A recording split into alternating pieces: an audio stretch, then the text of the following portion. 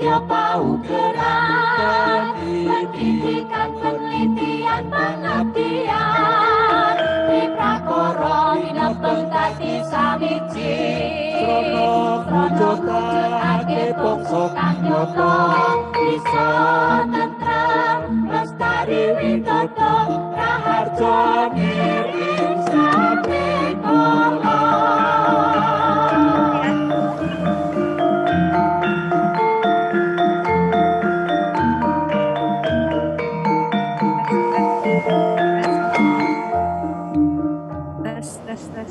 Lawan taburing luhuring putih, asen tresno ring sesami, putih toyo kang sinangka, upaya luhur lan mulyaning negara, teknologi wonten keri, budaya dadya pandhem-pandheming laku. Program layanan kampus rono kang yakti, Universitas Negeri Yogyakarta, tetap teguh anggun lan santoso, jaya jaya wijayati.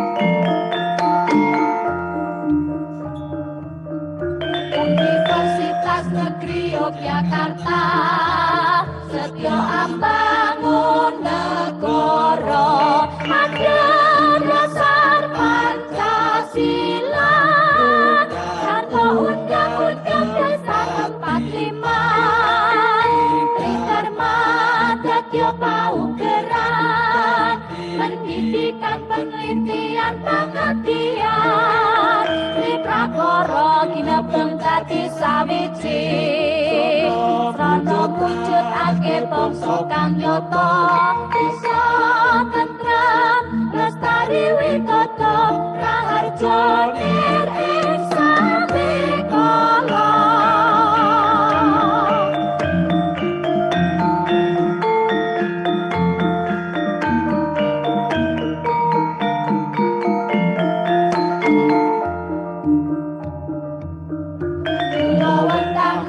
Luhuring putih, asih tresno ing sesami, putih toyo kang sinangka, upaya luhur lan mulyaning negara, teknologi wonten keri, budaya dadya pandhem-pandheming laku.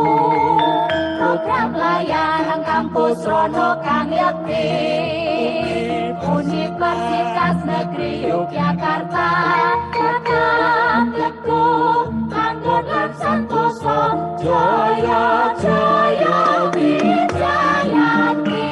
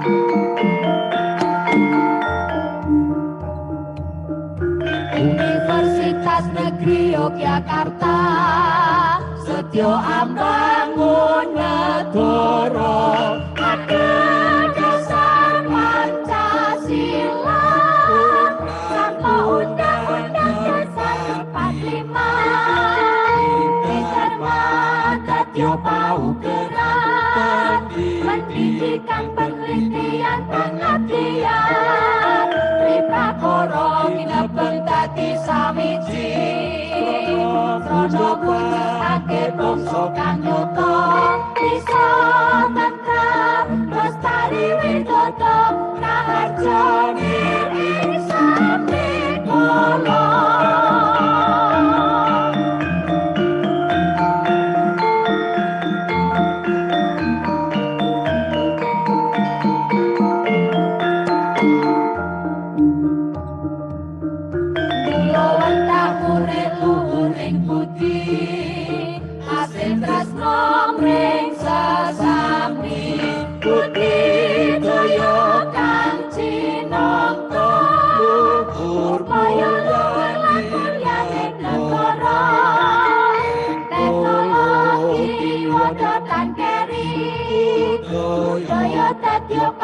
Pandeming laku program layanan kampus Rono kang yakti Universitas Negeri Yogyakarta tetap teguh tanggung lan santoso jaya jaya wijayanti.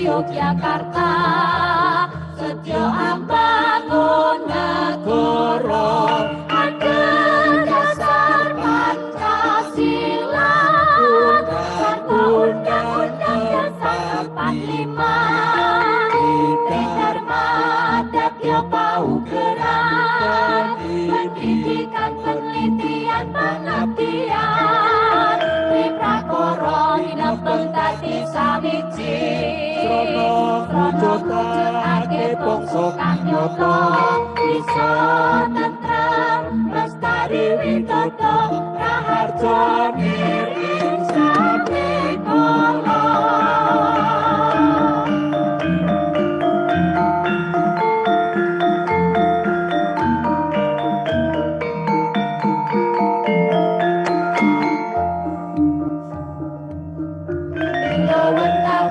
Luhuring putih aset tresno ring sesami putih jaya kang sinengko supaya lan mulyane negara teknologi wonten keri budaya tetyo pandeming laku program layanan kampus Rono kang yakti Universitas Negeri Yogyakarta tetap teguh tanggung lan santoso jaya jaya wijayanti.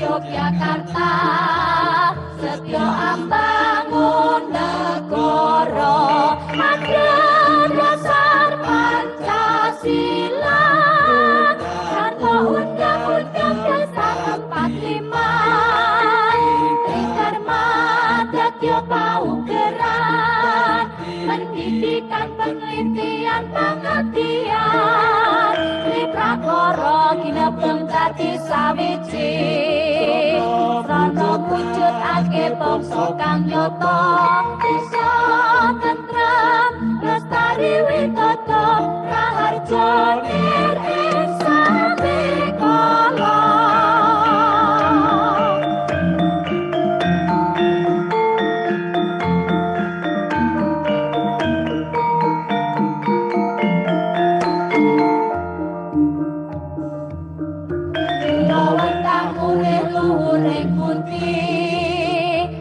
Tresno ing sesami budidaya kang cinangka luhur kaya luhur lan mulyaning negara teknologi wadatan keri budaya tretyo pandem ing laku program layanan kampus rono kang yakti Universitas Negeri Yogyakarta tetap teguh anggun lan santoso jaya jaya wijayati.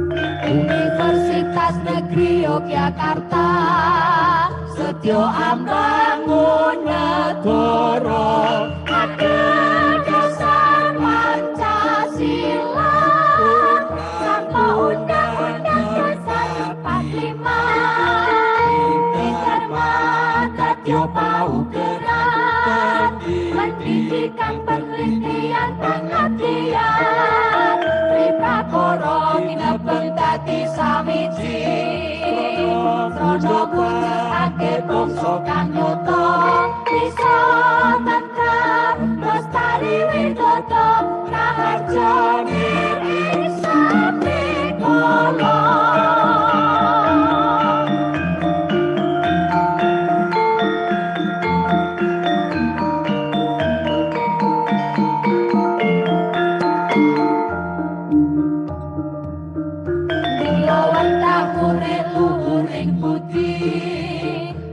Tresno mring sesami budidaya kang cinangka luhur kaya luhur lan mulyaning negara teknologi wadatan keri budaya tetyo pandem ing laku program layanan kampus rono kang yakti Universitas Negeri Yogyakarta tetap teguh anggun lan santoso jaya jaya wijayati.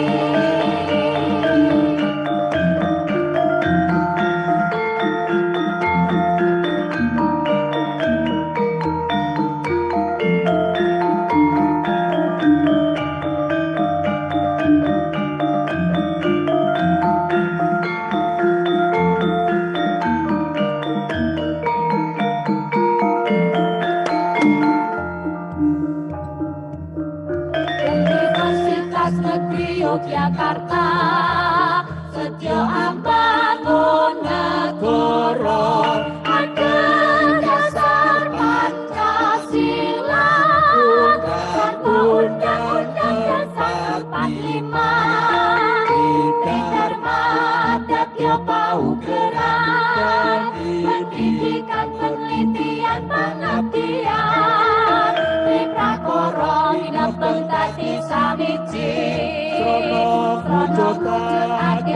poso kang nyoto bisa tentrem lestari widodo raharjo miring sampe kala.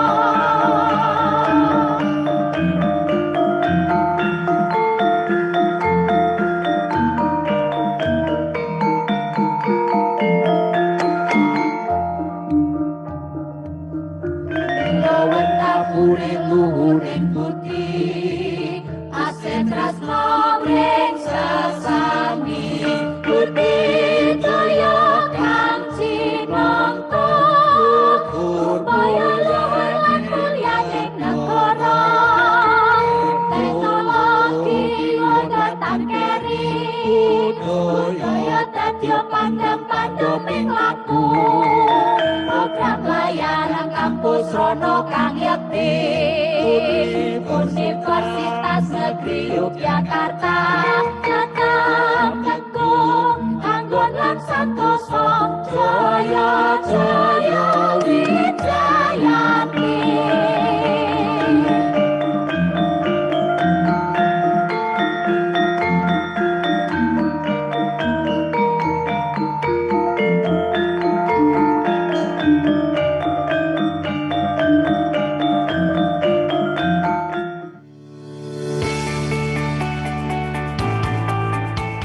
Selalu ada jalan untuk membuat segala sesuatu jadi lebih baik. Hasrat menciptakan adalah motivasi yang mengarah pada inovasi. Dari masa ke masa, Universitas Negeri Yogyakarta selalu berinovasi secara kreatif.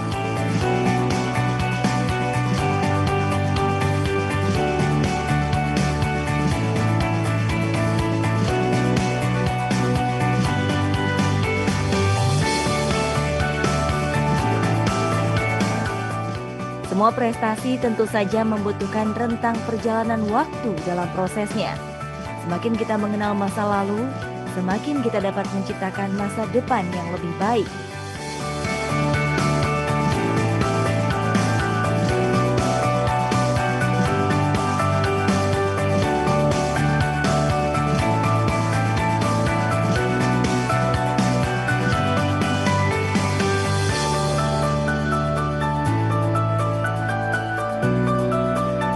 Untuk meraih kesuksesan diperlukan persiapan yang matang.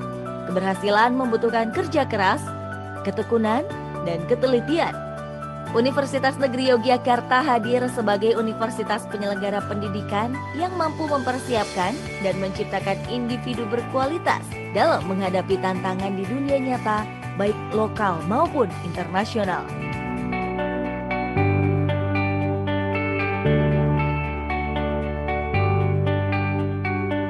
Ilmu yang bermanfaat adalah ilmu yang dapat menyentuh sendi-sendi kehidupan masyarakat hingga lapisan terbawah.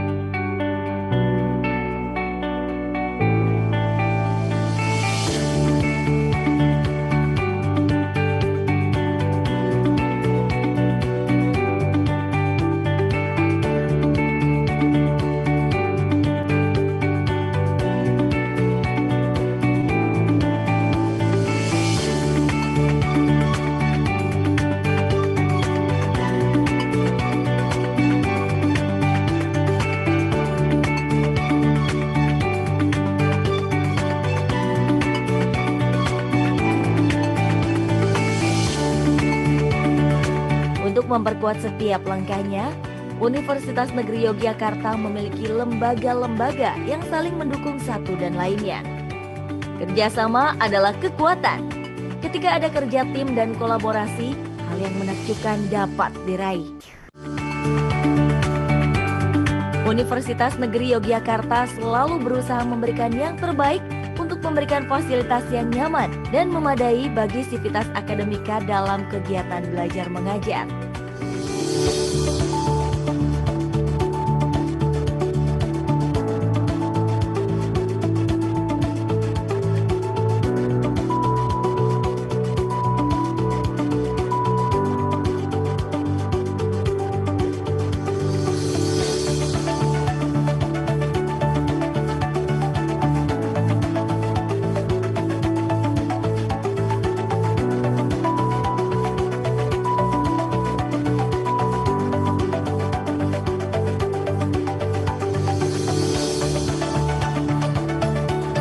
Setiap individu memiliki sisi seni yang mengalir dalam darahnya, karena seni merupakan proses kreativitas manusia yang berasal dari ide, gagasan, dan luapan perasaan yang diungkapkan melalui media tertentu. Seni berguna untuk mengasah rasa hingga hidup terasa lebih berwarna. Universitas Negeri Yogyakarta menyadari akan hal ini, sehingga kami sangat mendukung kegiatan yang berhubungan dengan seni, bakat, dan minat bagi mahasiswa agar mereka dapat lebih berkembang. Dengan usaha dan kerja keras, kesuksesan bisa datang dari mana saja.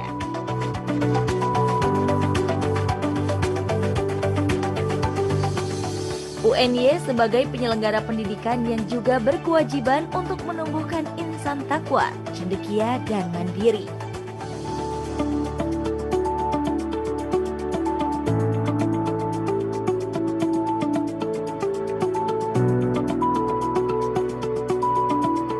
Pencapaian yang hebat selalu membutuhkan persiapan yang matang, karena persiapan adalah kunci dan fondasi dari semua prestasi.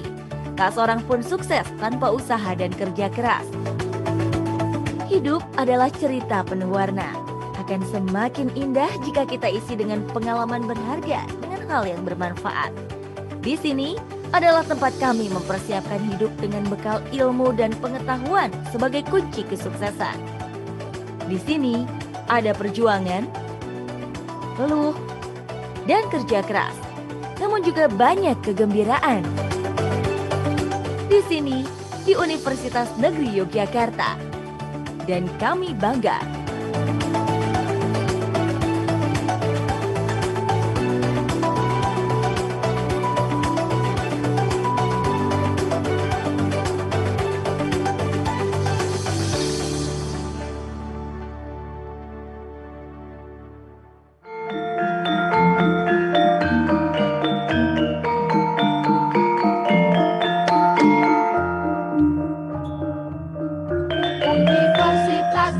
Yogyakarta, setyo ambangun negara, ada dasar Pancasila, tanpa undang-undang dasar 45,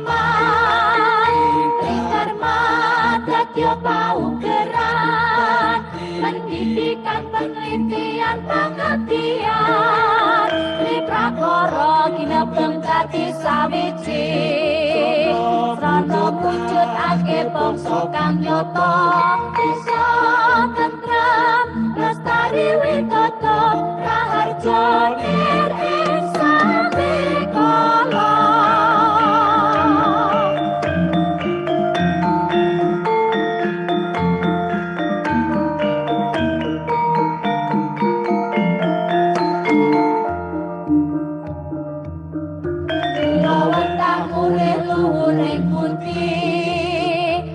Treslaming sesami budidaya kang cinangka luhur kaya luhur lan mulyaning negara teknologi wadatan keri budaya tetyo pandem-pandeming laku program layanan kampus rono kang yakti Universitas Negeri Yogyakarta,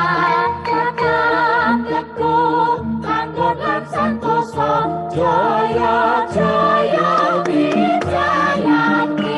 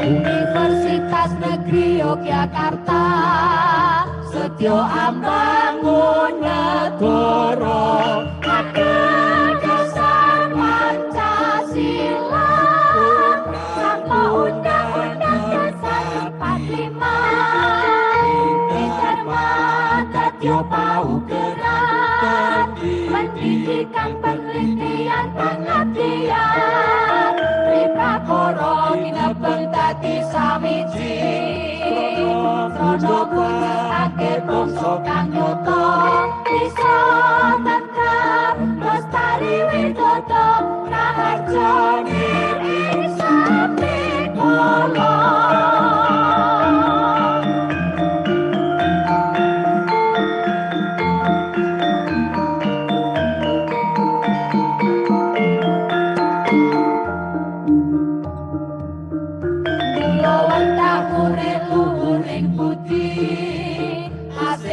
Nomreng sesami budidaya kang cinangka, upaya luhur lan mulyane negara, teknologi wadatan keri, budaya dadi pandang-pandang laku, program layar kampus rono kang yakti, Universitas Negeri Yogyakarta, tetap teguh panggon lan santoso, jaya jaya wijayanti.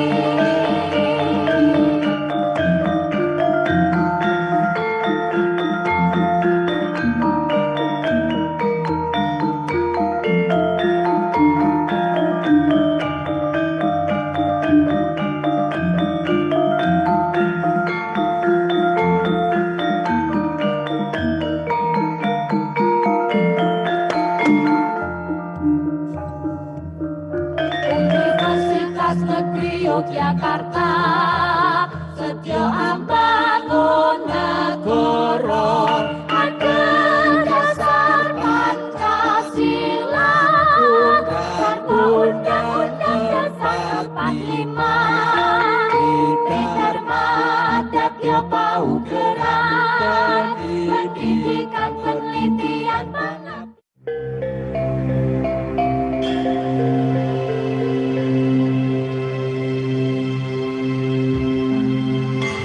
Wondrous civilization.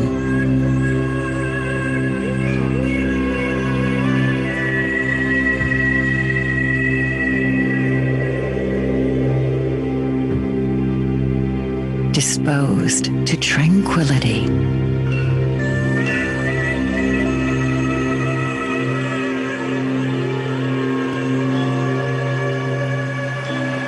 With scenic landscapes bordered by the sea.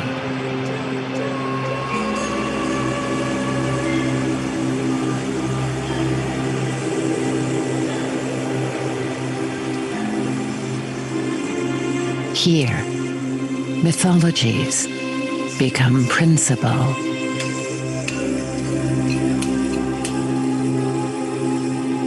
And religions create the cornerstones of life.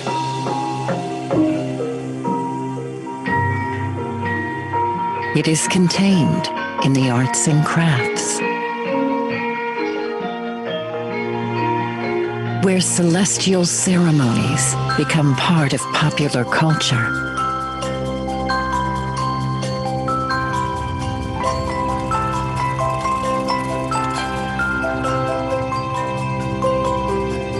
Legacies of glorious traditions,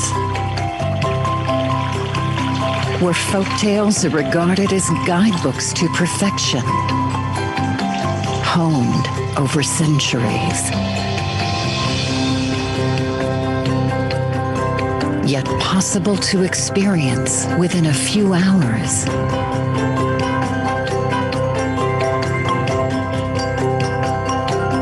Experiences you can take home.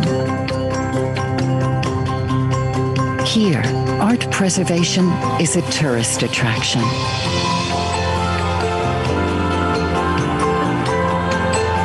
History is a living monument.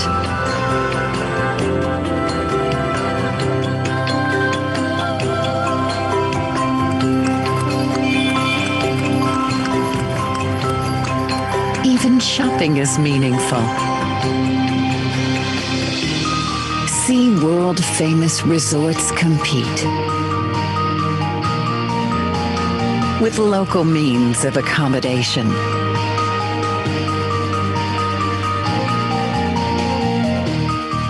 Enjoy natural kindness.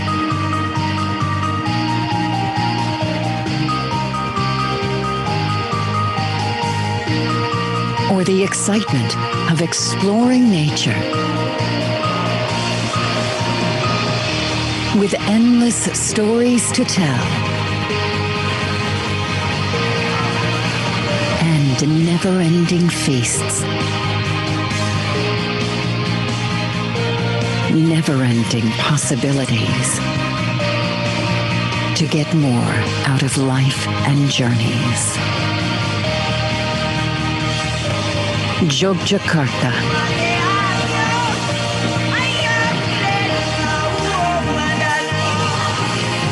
Wonderful. Indonesia.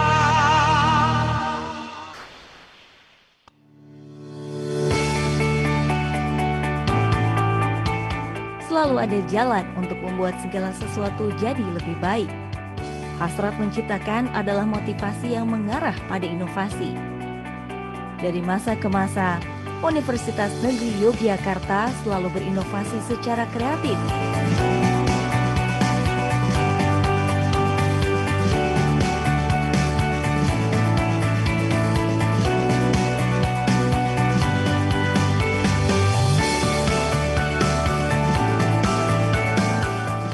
Semua prestasi tentu saja membutuhkan rentang perjalanan waktu dalam prosesnya. Semakin kita mengenal masa lalu, semakin kita dapat menciptakan masa depan yang lebih baik.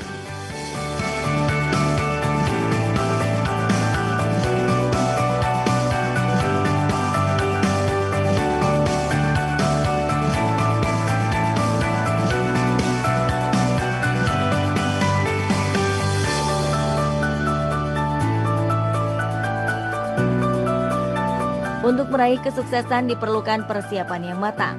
Keberhasilan membutuhkan kerja keras, ketekunan, dan ketelitian. Universitas Negeri Yogyakarta hadir sebagai universitas penyelenggara pendidikan yang mampu mempersiapkan dan menciptakan individu berkualitas dalam menghadapi tantangan di dunia nyata, baik lokal maupun internasional.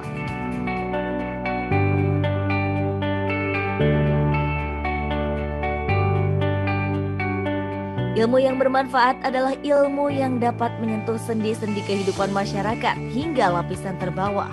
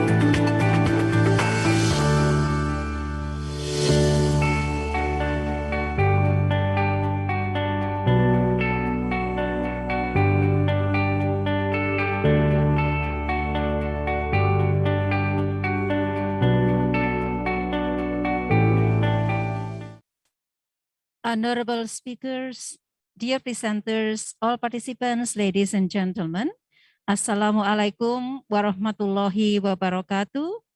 May peace be and God's blessings be upon you all, and good morning.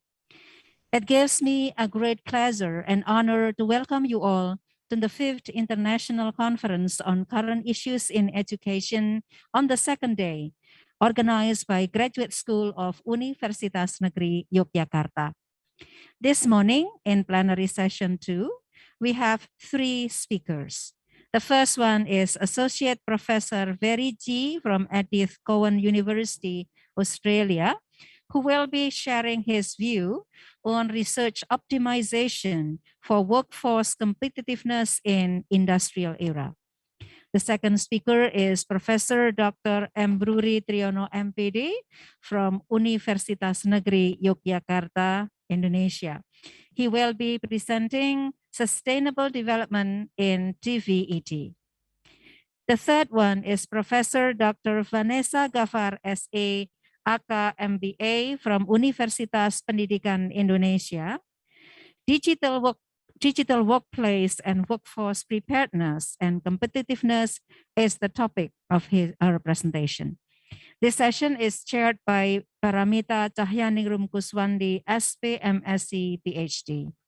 Ladies and gentlemen, would you please join me in welcoming the speakers and the moderator?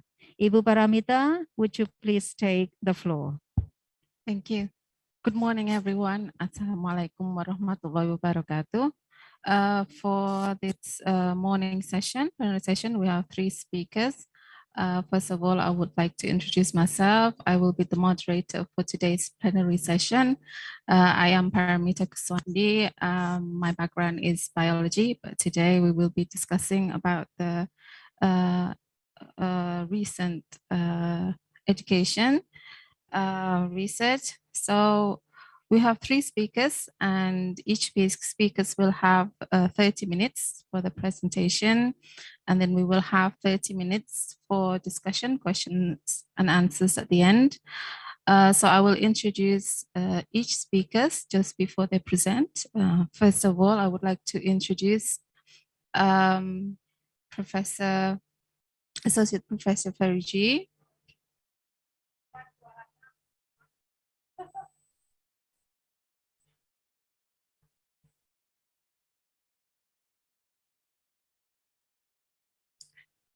So Associate Professor Ferry is our first speaker. He is from Edith, Cowan University, Australia. His research is on supply chain and logistics management in the School of, he teaches in the School of Business and Law, Edith, Cowan University. He is currently a secretary to the Chartered Institute Logistics and Transport in Western Australia. And he is also in the Committee for Supply Chain and Logistics Association of Australia. He has maintained a high quality of research throughout his academic career, including international scholarly leadership in the areas of supply chain management and logistics. He has been keynote speakers and has given many public lectures at symposiums and international conferences in several countries, including Indonesia, Malaysia, Vietnam, China, the UK, and of course in Australia.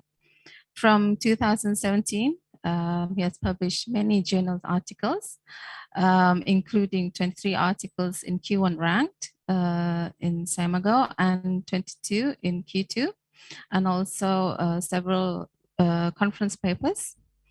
Dr. Teal has received research grants and awards. It says here, adding up to total over 1.85 million US dollars between 2010 and 2020.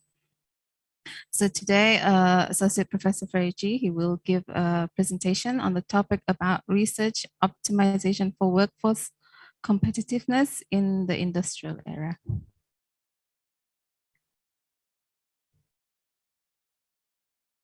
So I think that's just a little bit introduction.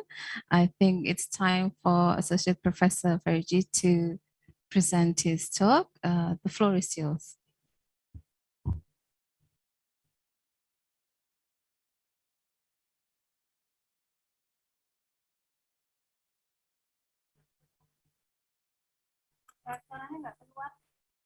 Microphone Ferry still Yeah. mute. Oh, sorry. All right, so everybody can hear me. Sorry. Good morning, everyone, ladies and gentlemen. Morning. Assalamualaikum warahmatullahi wabarakatuh. Waalaikumsalam. I just would like to start my presentation so everybody can see my slide. Just want to share. Okay.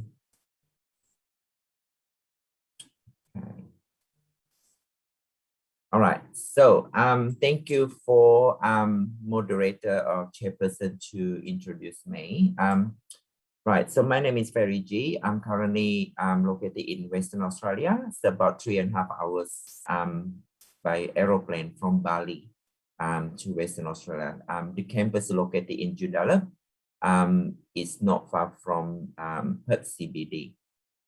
So what I would like to present today is giving you research opportunities in the area of workforce, competency as well as workforce in the era of the post-COVID-19 or new industry era.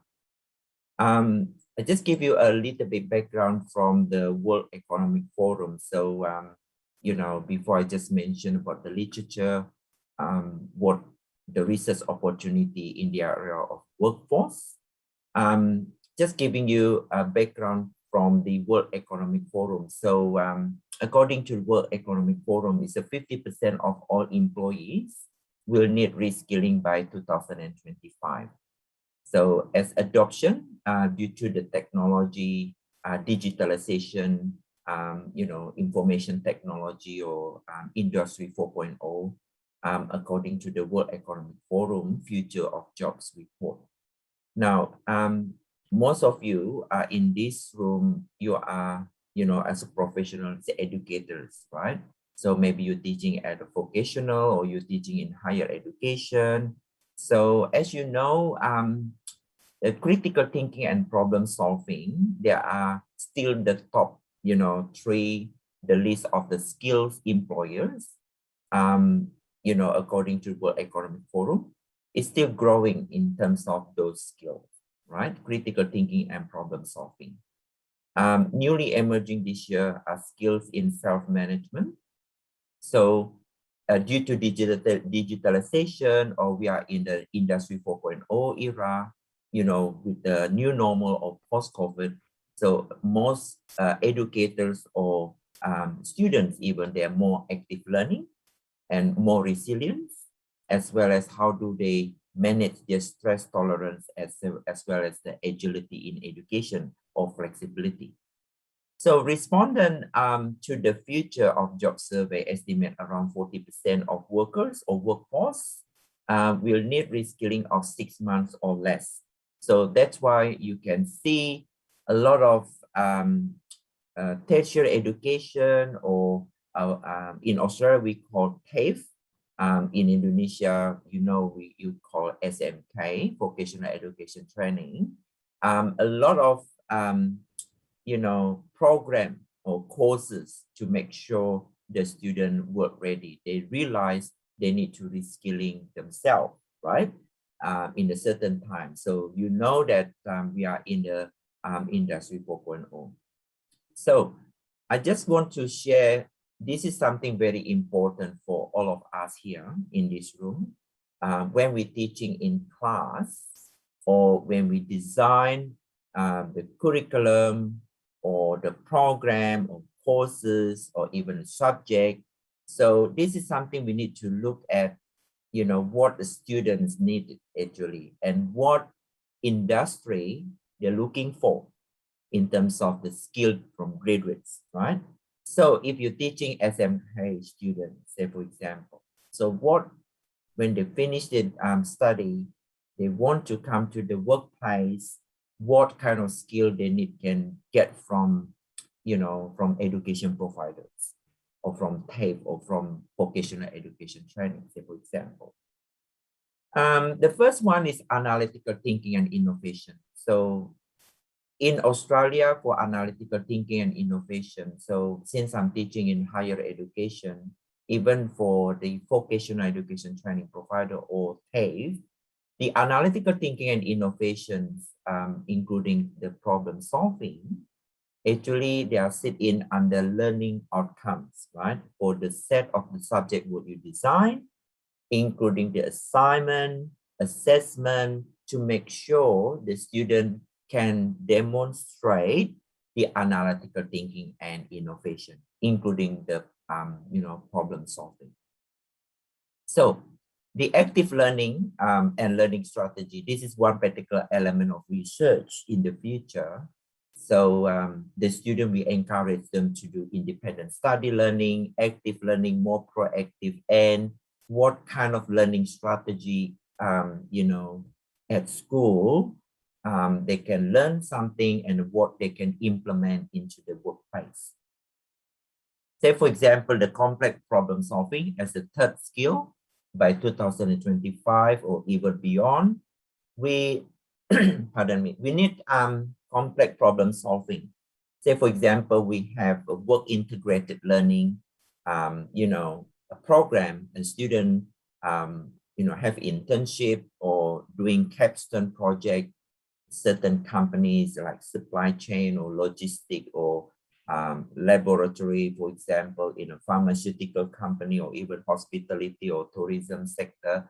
So the student have opportunity to work there, and then they will get good proper mentoring from the industry people. And then they have a certain simple mini case study for the student to think about it. It's a real world case study, right? And how the student can solve the problem. Say, for example, if they work in a marketing or if they work in the transport or logistic or even in lab or even in, in the classroom, and how, they can solve the problem and what particular strategy, whether the student can, make a good report in terms of the problem solving and so on, including the analytical thinking element, plus critical thinking element as well. So the student also make sure when we're teaching a class, we need to introduce the creativity, the original thinking, as well as initiative. So that's why any classroom, we do have class activities, especially currently, a lot of institutions, they provide blended learning or flipped learning classes or technological enhanced learning, or what we call TEL, right? To introduce the creativity, originality, breakout room, into particular Zoom platform or Google Meet platform, the student be able to be more creative. So, to show the originality, thoughts about, what subject, what they're learning, okay? Of course, leadership and social influence, very important. Especially when the global pandemic, is social influence very important. To introduce workforce more is a well-being, right? Wellness, to make sure mentally and, physically they are well, right? To have a good social influence, because with the COVID, because so many, they're all online, right? Instead of having face-to-face, but it is good to have a social influence and interaction, right? So in Western Australia, the good thing is we only have one experience, one semester. The student have online learning. So in 2020, that's all. But 2021, this year, including semester 2, 2020, all students come to campus face-to-face, right? In TAFE as well. So a student can come to the internship as well, face-to-face, not online. So this is something good to have a social influence, what they can learn in terms to build up their leadership skill, to interact with among students, with industry people, with the to build up strong the community of practice in terms of their learning. Now, technology. Everybody knows technology these days with the industry 4.0, everything on the internet, right? The technology can monitor and control, their skill set, as well as the performance of the businesses. Even though in Australia now, most universities we use Canvas, or in the previously we use a Blackboard platform, right, for the teaching learning, right? So online assessment or using Turnitin assignment, using different types of platform for the online learning. There's a technology, use the technology, design, program, and of course the resilience, stress tolerance, and flexibility. So everybody knows what does it mean, resilience. So that's one of my projects currently just finished with the Western Australia government about the business building resilience for the business, small, medium enterprises in Western Australia due to COVID-19 situation. So the project is nearly completed, so I'm more than happy to share what the finding of my project. So will become available in the publication anyway, if you are interested to read my articles, right? Now, reasoning and problem solving and ideation. So that's the one of the skill as well by 2025. So can I just share with you the video? What will the future of job be like? Okay, this video is a very, very good for all of us here in this room to understand about the okay, just maybe I want to share. Stop sharing.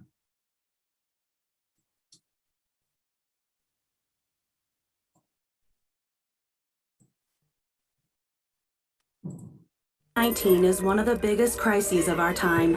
It has impacted every single one of us, shaken our social systems, and disrupted every sector of our economies. The automation of work, combined with the global recession, led workers to lose their jobs at an accelerated pace compared to previous years. And this trend is expected to continue. The ongoing shift in the division of labor between humans, machines, and algorithms might displace 85 million jobs worldwide in the next 5 years, while 97 million new roles, ones that are more adapted to this new task distribution, may emerge. By 2025, companies expect to displace roughly 6% of their total workforce. 1 in 2 workers will need reskilling, and those remaining in their current roles will need to update 40% of their skill set to adapt to the changing labor market. There is a way to collectively benefit from these challenging times. Decades of research have shown that the most valuable asset of any economy or company is its human capital. Around the globe, companies are already experiencing a shortage in relevant skills for future roles and are investing in reskilling and upskilling their workforce. By 2025, organizations say they will train over 70% of their employees to ensure they can smoothly transition into the jobs of tomorrow. These include DevOps engineers, artificial intelligence specialists, digital marketing managers, talent acquisition specialists, and customer success specialists. It will take on average between 2 weeks and 5 months for workers to pick up new skills, allowing them to move into these new roles. But data shows they won't need to have the perfect skill set to start transitioning. While 2/3 of employers expect to get a return on investment in employees' reskilling programs within just 1 year, governments will also need to step in to update and fund education and training systems, and to ensure displaced workers have adequate safety nets. With purposeful leadership and collaboration, we can turn this global crisis into a unique opportunity to transition into a future of jobs that is inclusive, fair, and sustainable.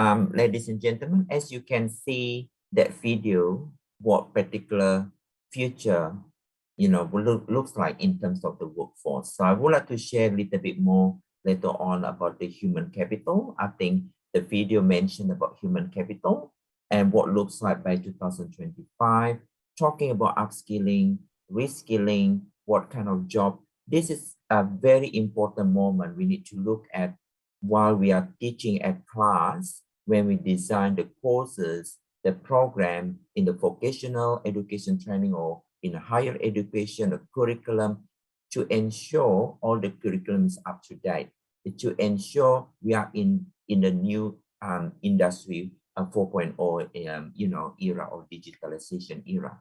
So this is very important to look at, because when you design the curriculum and then the technology is up to date, say for example, and when the student graduates, say for example, they're not ready. So what happened? They need to reskilling, upskilling themselves to make sure the skill really match what industry or organization is looking for.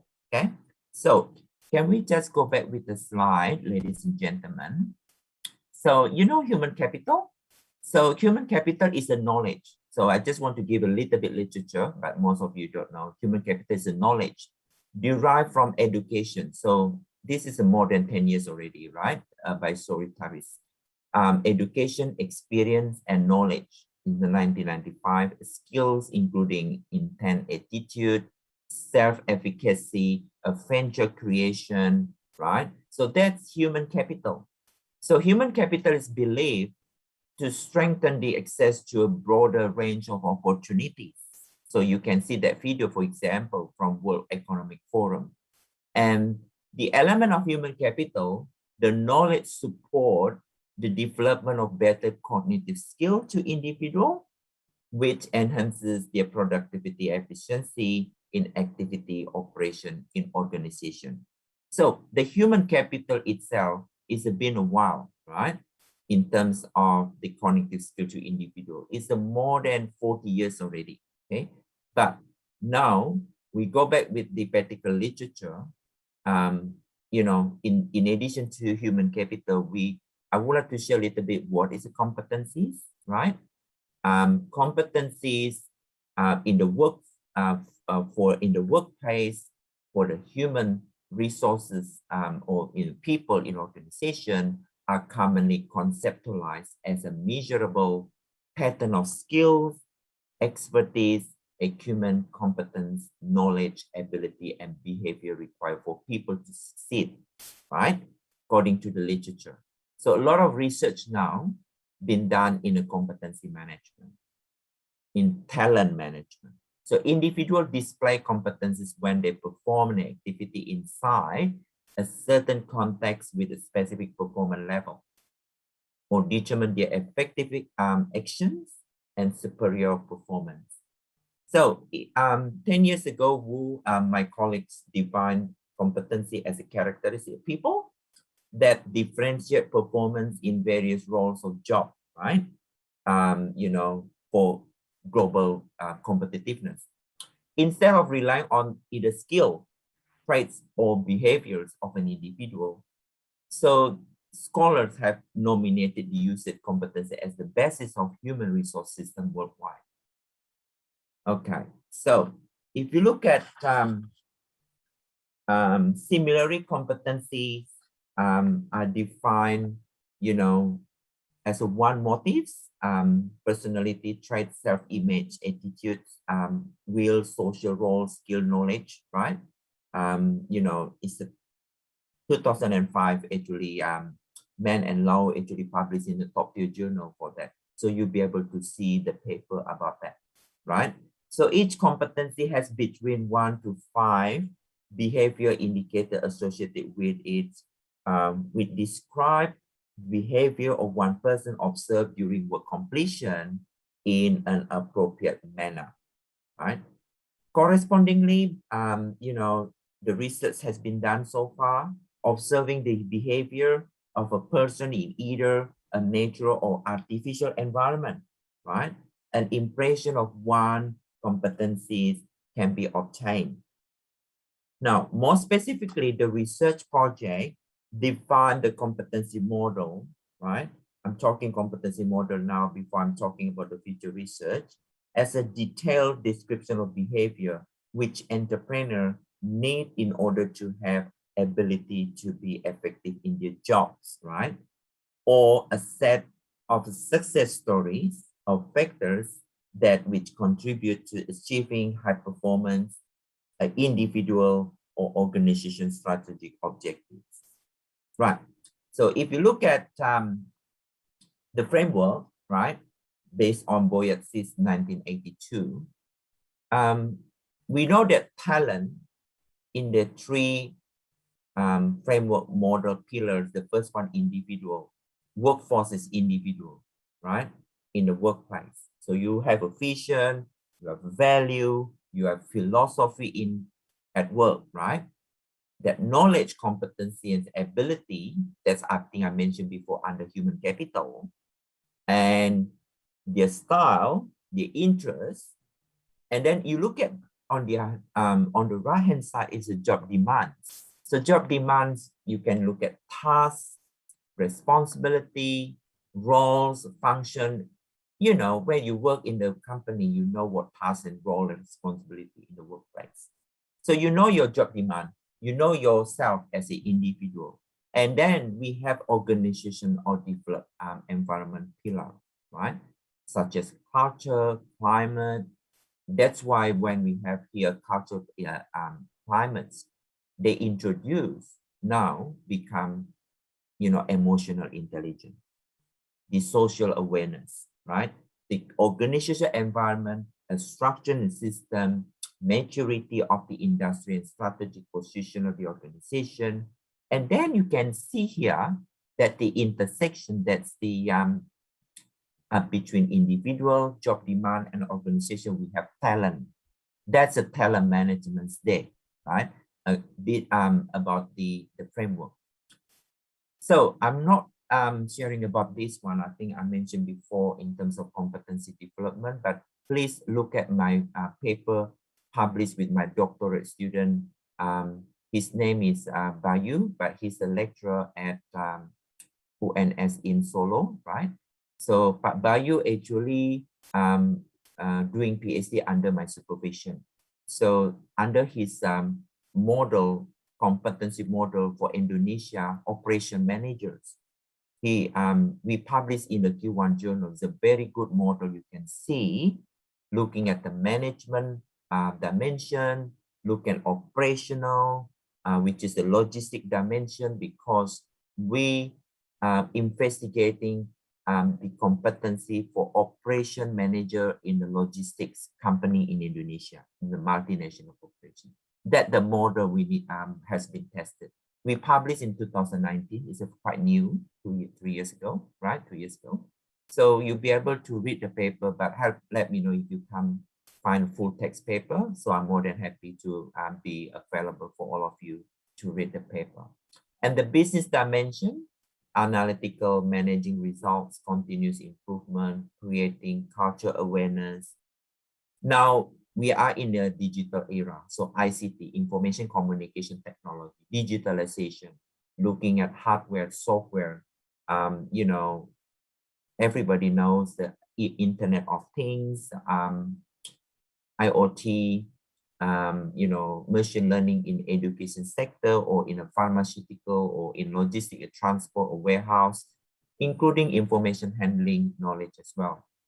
So the management dimension, I'm not mentioning too much time about that because leadership people, teamwork, change, negotiation skill. So all students learn that in the classroom, right? So this is something we need to teach them, make sure they have a very good foundation about that when they work ready in the organization, in the business. Leadership, right? We have a mentoring scheme in university or even in vocational education training. We introduce a mentoring scheme. We introduce a peer-assisted study skill. So students come to the classroom, they have a drop-in session. This is what we call the learning support program for the student.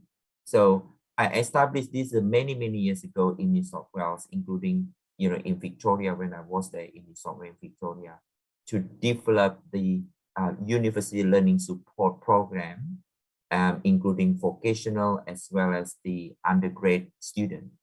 So it means that they need to learn about the mentoring, they learn about leadership, they learn about negotiation skill. At classroom, of course, we introduce the teamwork or team building, right? So students can do assignment in a small group.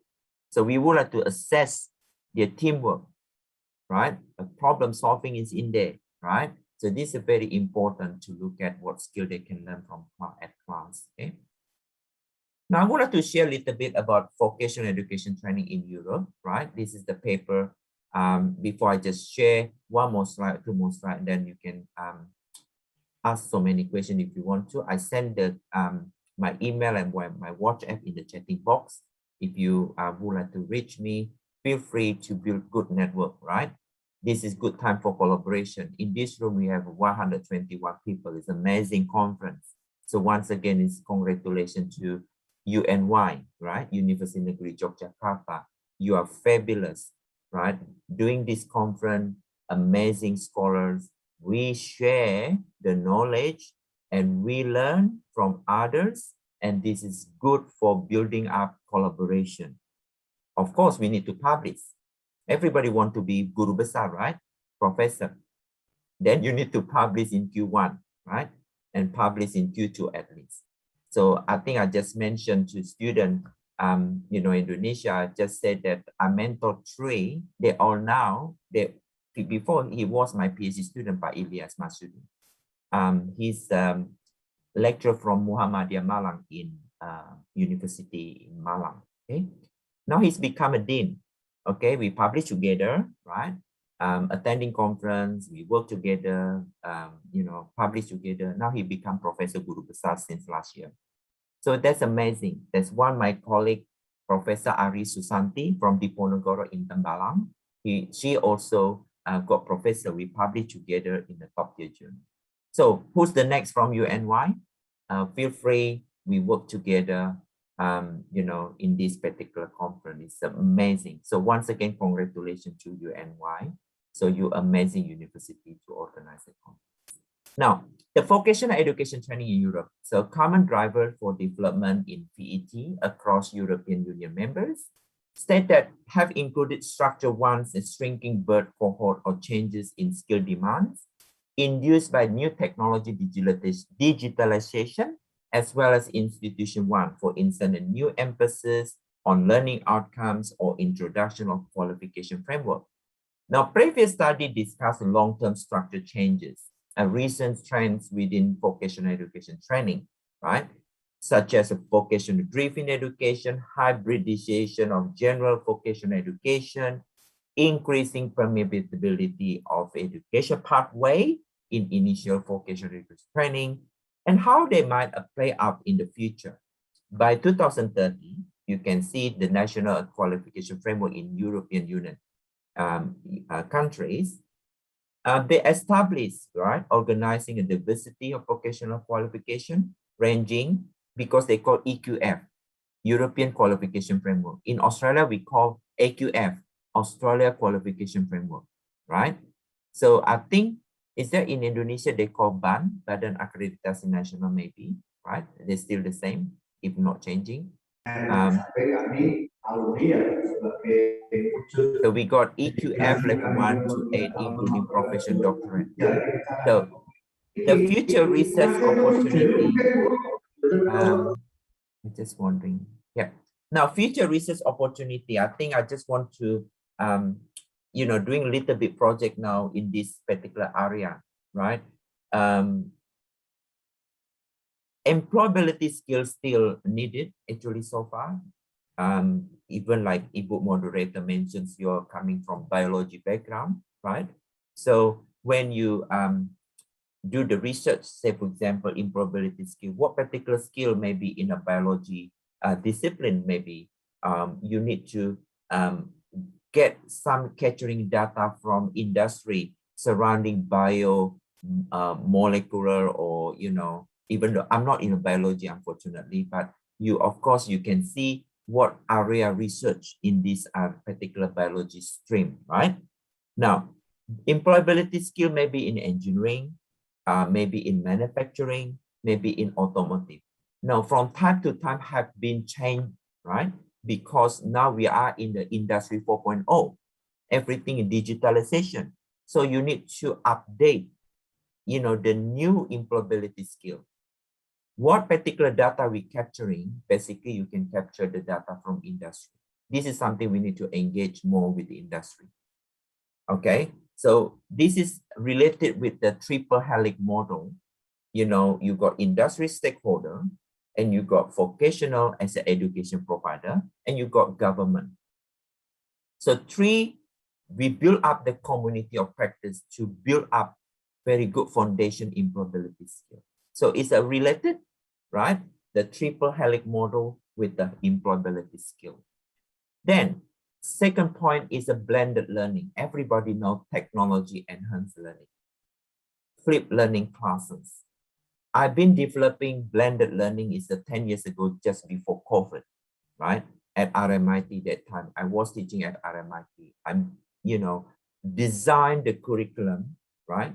It's the blended, it's the online, it's already 10 or 12 years ago. So when COVID hit us, hit me, so, I have experience already for online assignment, how do we deal with the exam, the online invigilated, using particular, recorded when the student having tests.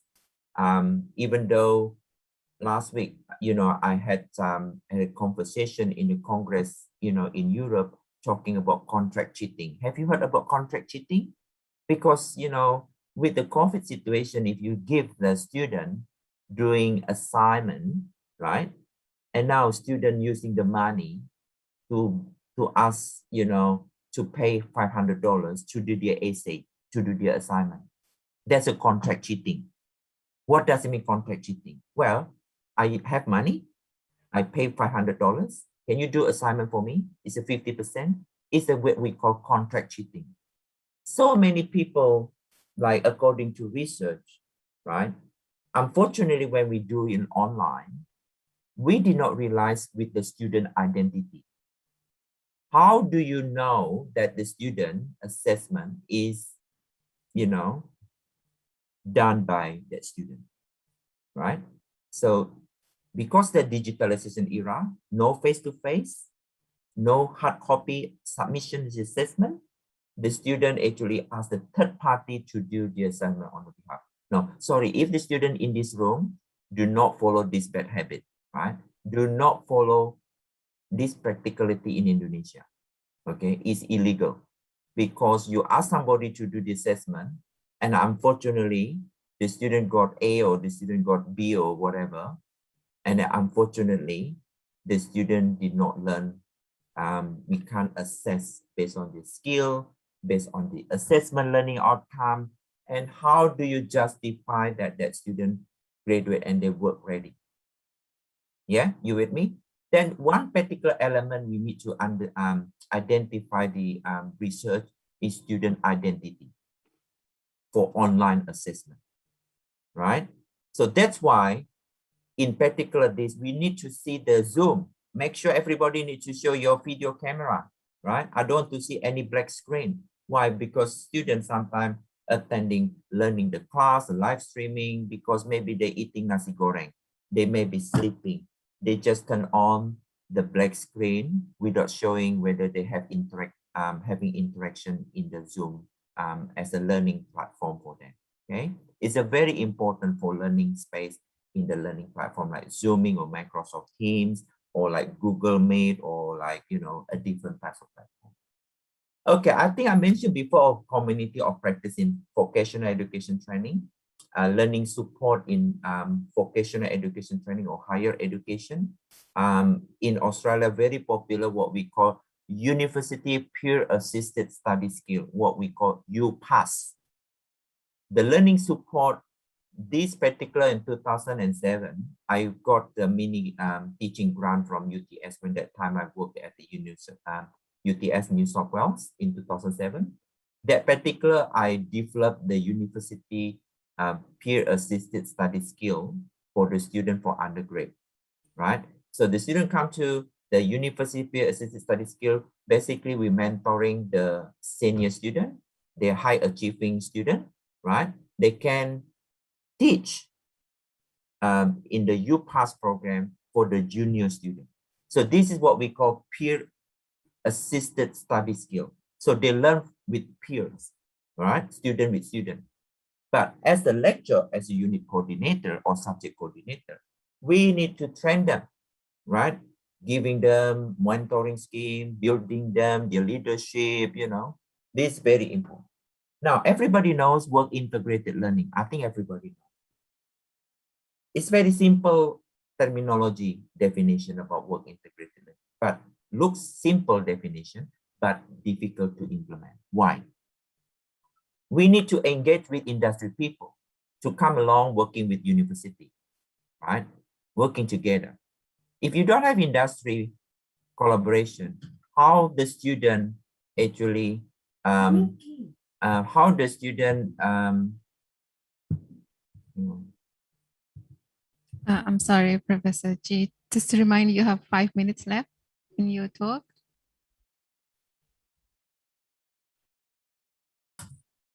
Sorry, that's I dropped something. Right, just give me 1 minute so you're gonna be finished and go back to the moderator. So work integrated learning means like university work together with industry, and where the student you know, can have a job placement for 3 months. This is what we call work integrated learning. They're not only working, but they need to learn, right? And then they need to make a report, and then we need to invite industry people to be examiner for their report. They need to do presentation. You know, that's a work integrated learning framework. So thank you very much indeed, ladies and gentlemen, for listening.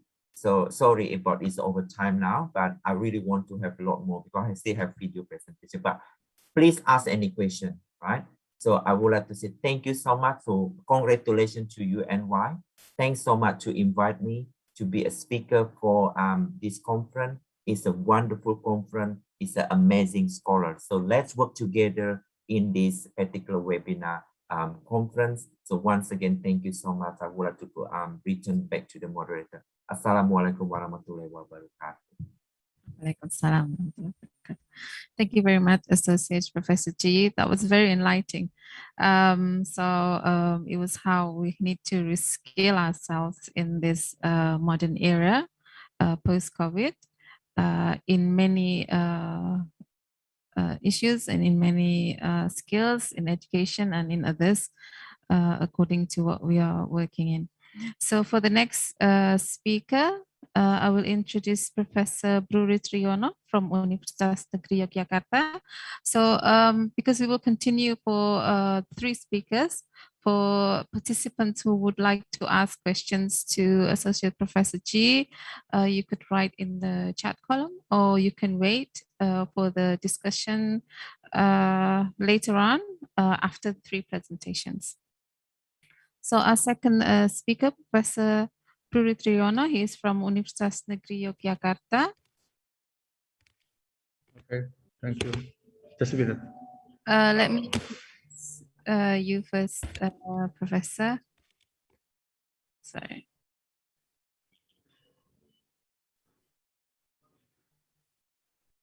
So Professor Bruri Triyono is a professor at this university.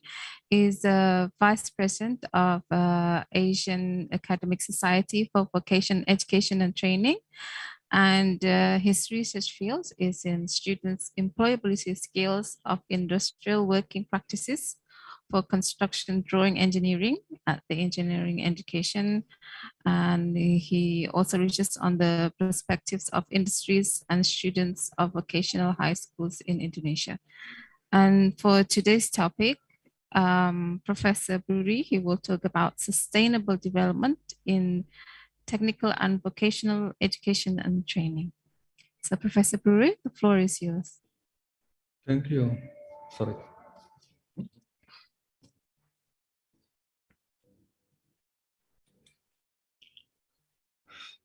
Thank you, the moderator. I will share the screen.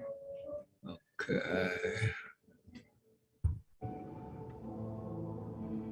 Okay. And then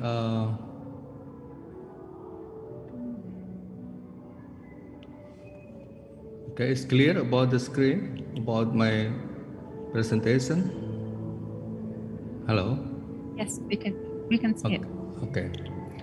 I'm sorry about the back sound because there are music back sound. I think it's good for us to make more not so serious to follow this discussion, but with back sounds in a hotel. I'm sorry about that, because we have some activities in the same time in Surabaya. Sorry, and then yes, the title of my presentation is about the target sustainable development goals for Tibet, and how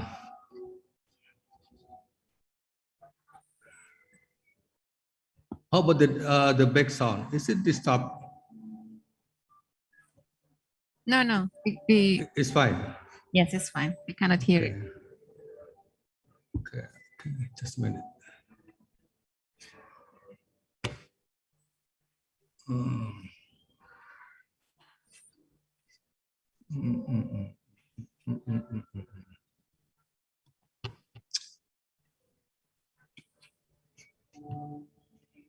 Okay.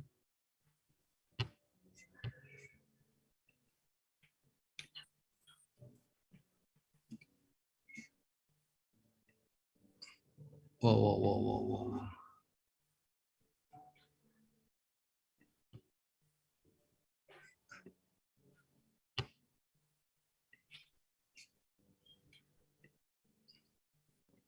Is it still clear in monitor, please? Yes, we can see it, but it's not an presentation view. Oh, Okay. Okay, it's okay now. Okay, I will start. Okay, the discussion is about a background of Tibet development, and then we will continue with the issue Tibet-related sustainable development goals, and then there are some caption about the implementation of Tibet among target SDGs, and then the end we will try to make like a short conclusion, but not conclusion. It's about like a suggestion to implement of SDGs of Tibet. Okay, of course, when we talk about the development, especially in Tibet, so we have to know about the history of development of Tibet, especially in Indonesia, because when we talk about development, so we have to refer about the development of the subject. For example, in here, for the Tibet development in Indonesia before independence, the history of technical and vocational education, we call that like that before. In Indonesia begins with the establishment of Van Surabaya Ambak School, and then the time in 1853 by the private sector. And then after that,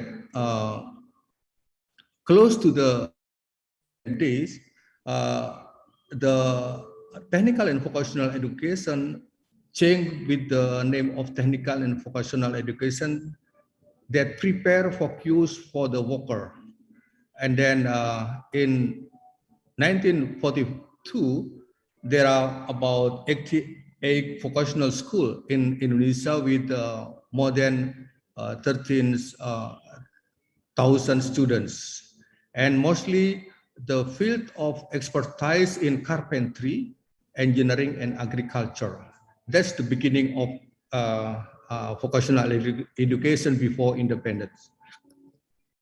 And then we know that the beginning of independence, because the Indonesian independence in 1945, and then in the 1946, there are technical school as a technical school, and in Bahasa we call it sekolah teknik, developed into a vocational education institution that had a central role in providing skilled craftsmen and first-rate technician. It is like we call in Indonesia, usually we call it tukang. It's the lower of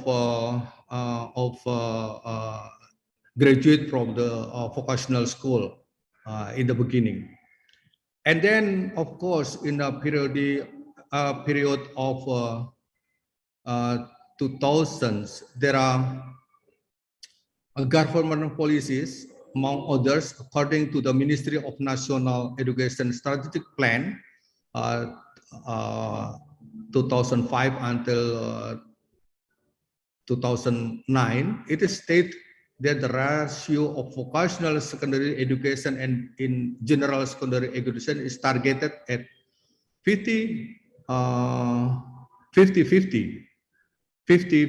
yes, but corrected in 2010 with 70 for vocational school and 30 for general secondary education or general schools.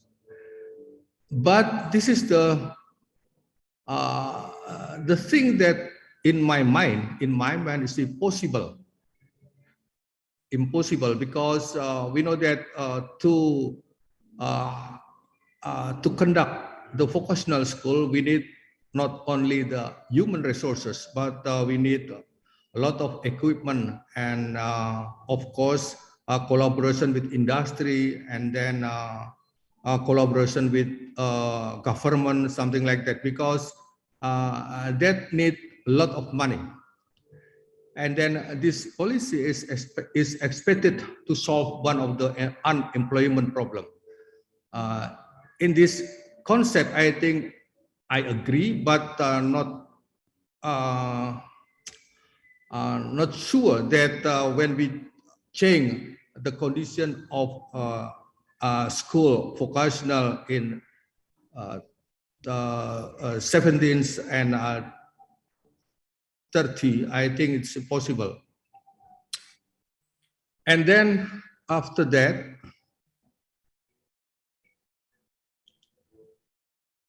in the era of revitalization, it's era before 4.0 industrial revolution, we start with the focus to the target of job, especially in machinery and construction, creative economy, hospitality, and care service.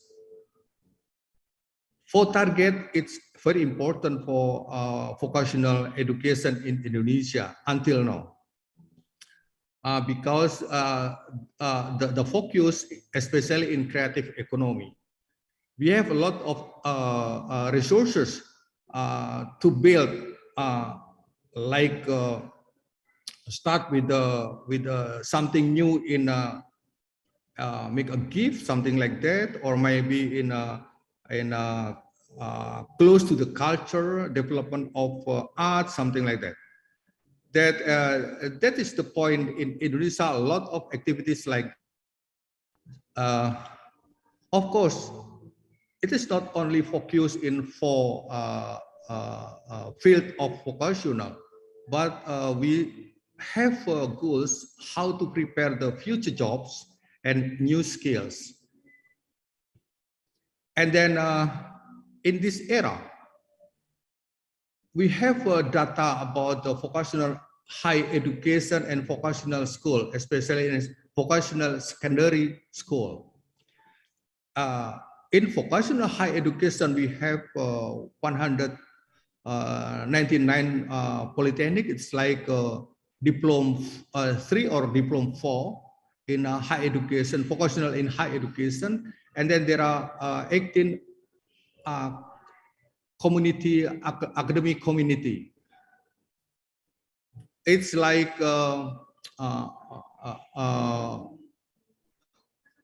formal education too, but usually we call it Diploma 1 or Diploma 2.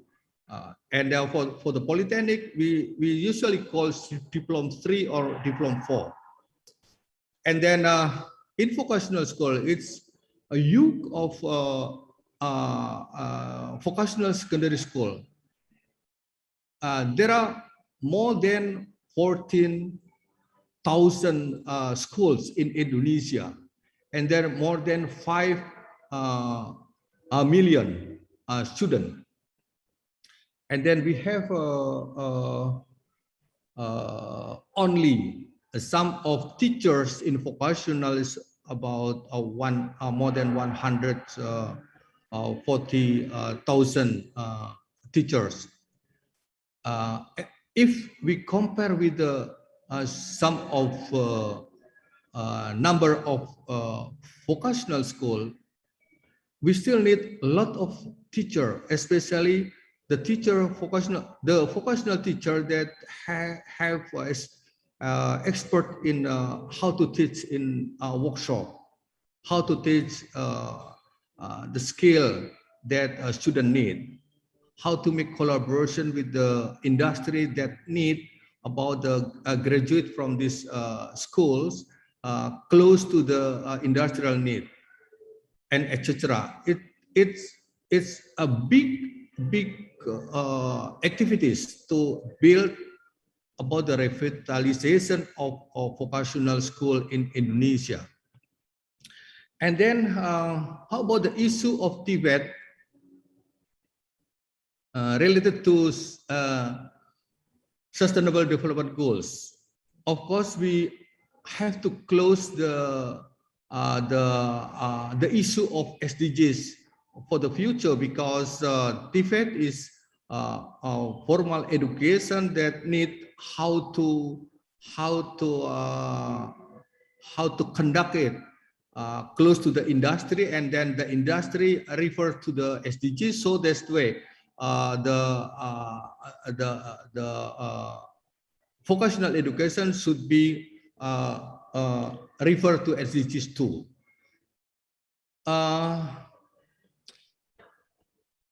During the time of 2016 until 2021, now we have a Tibet strategy, present lifelong learning through Tibet, decent work, sustainable development, strengthening competitiveness, and securing social equity is the vision. This is come from UNESCO, UNEFOC, and then from the OECD, we have contribute the foundation of SDG strategy by developing assessment, policy consistency, tax and domestic resources utilization, of course, statistic and dialogue platform. And then with the OECD, we have like a group in ASEAN to discuss about that. And then for the come from the International Labour Organization, there are some concept of Tibet related to SDGs about effort to actively link major issue in Tibet field with the SDGs. It is like not all of target SDGs, or usually we call indicator, but in here we use the target of SDGs. We have in SDGs we have a target 17, and then not all that target close to the Tibet activities, but it depends on the region. I think that need maybe there are some target and close to the region, and then they will try to how to make match with the SDGs target. And then the others from ILO is about need to establish a system that enables effective connection to other goals. It is so that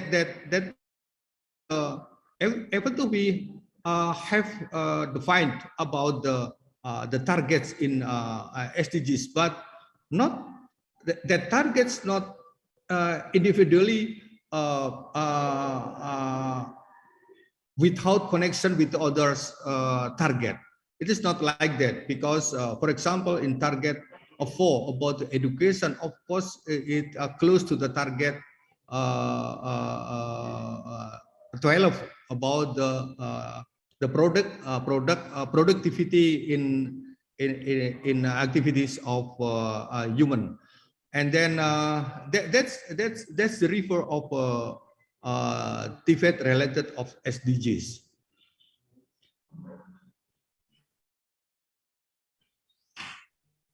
And here is the like it's not a guide but only to about the TVET SDGs.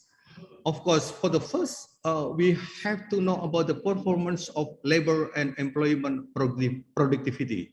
So if we use the SDGs as a refer to sustainable development, of course, we have to know about the performance, how to make labor and employment productivity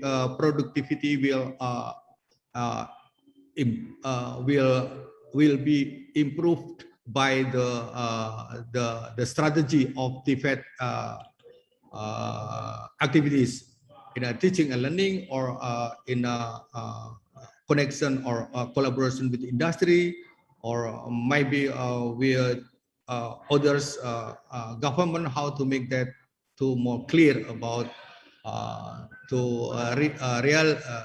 realization of performance, labor and employment productivity, and then the equals access for all women and men in job scale.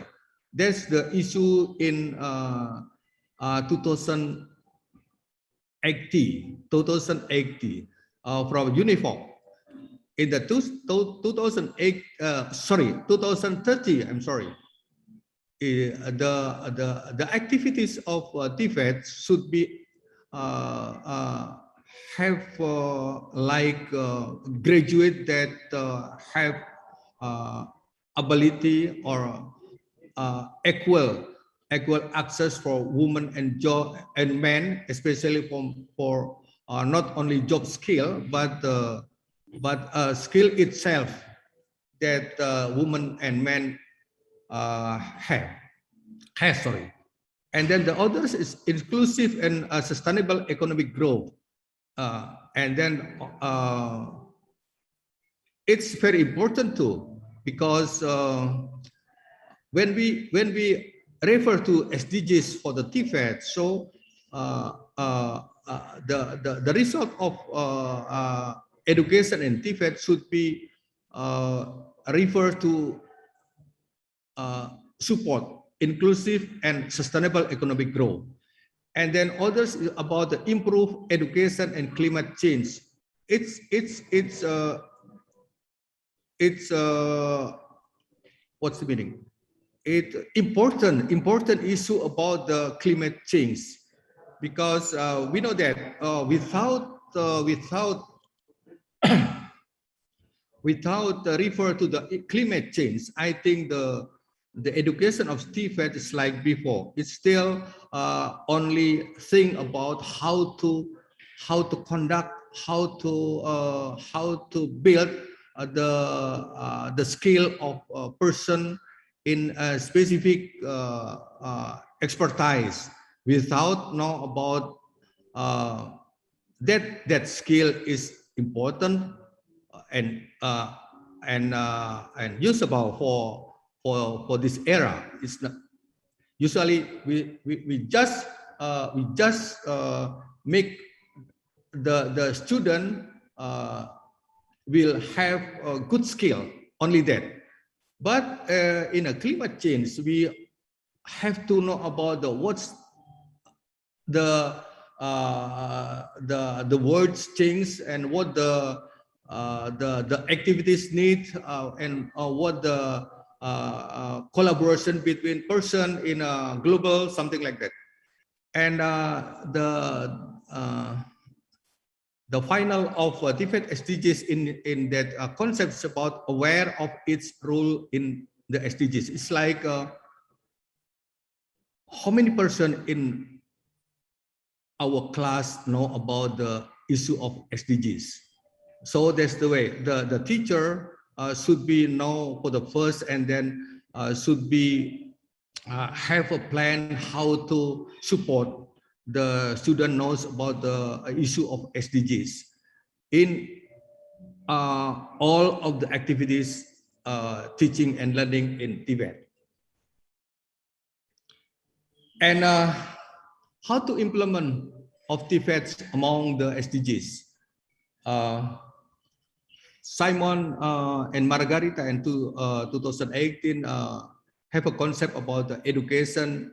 It's normal. Usually we have a formal education, informal education, and then informal and vocational education. It's like a short course in a specific expertise in vocational education. And then of course, trend salary should be increased. It's not going down for the maybe 5 years from 5 years from the beginning of we want to know about the trend. And the TVET institution is about employee training and then training for unemployed and public training. It's like a couple of vocational education who conduct the to prepare of worker in a vocational field. And then the others about the regular worker in ICT industry occupation. This is important because for the next, of course, we cannot far away from the ICT activities. Almost all of the activities in industry and in education close to the digital learning. Close to the digital issues. And then, of course, in here is focus of in ICT industry. For example, information and communication broadcasting, ENCB, especially in service area, and then ENCB in the equipment area, and INCB for software area. It means like if the regular worker in ICT, we will have 3 sub expertise in service, in equipment, in a software. It is very important because now service, equipment, software in ICT industry more active and more useful in all of the activities, including activities in education, in a formal government, and in non-formal activities like in for example in a kitchen, maybe in a hotel room, maybe, and others. And then UNEFOC say that only 3 of target in SDGs that close to the TVET activities. So the 3 targets, and then we add 1 target is about target 4 in of SDGs, target 8 of SDGs, target 12 of SDG, and we add about the target 13. Yes, 13 of SDGs. Target 4 of SDGs is about the quality education. It means like ensure equal access for all women and men in quality technical, vocational school, and tertiary education. It's like a vocational school and vocational in university. And then substantially increase the number of youth and adults who have relevant skill, including technical and vocational skill for employment, jobs, and entrepreneurship. The focus in entrepreneurship and the adult who have relevant skills in a technical and vocational skill. And then the others about ensure that all learners acquire the knowledge and skill needed to promote sustainable development. It means like I mentioned before that we are as a teacher should be give support knowledge. This is the era of sustainable development for the future life. And then the education for sustainable development and sustainable lifestyle, human rights, gender equality, I think it's normal. Promotion of culture of peace and non-violence, global citizenship and appreciation of cultural diversity and culture's contribution to sustainable development. It's important, especially who have vocational field in hospitality. And then how about the target 8 of SDG? It's about decision, work and economic growth. Promote sustained, inclusive and sustainable economic growth. I have mentioned before that in education we have we have issue about the inclusive and inclusive education. It's inclusive education is not only disabled or others, but including the person or the young people that live in a rural area. They don't have time to get formal education, and then vocational education should be in there, and then to make like a short course or maybe a formal education with the special education. We usually calls about the inclusive education in vocational. And then, of course, encourage the formalization of growth of micro, small, and medium-sized enterprise. It should be focused in how to make like a village, and then how to contribute about that village will be more dynamic, especially in economic. And then, of course, TVET will come and make like analysis about the potential of that village, and then try to make a short course, and then try to make a short course, especially in skills, how to product goods, or maybe how to market that product, something like that.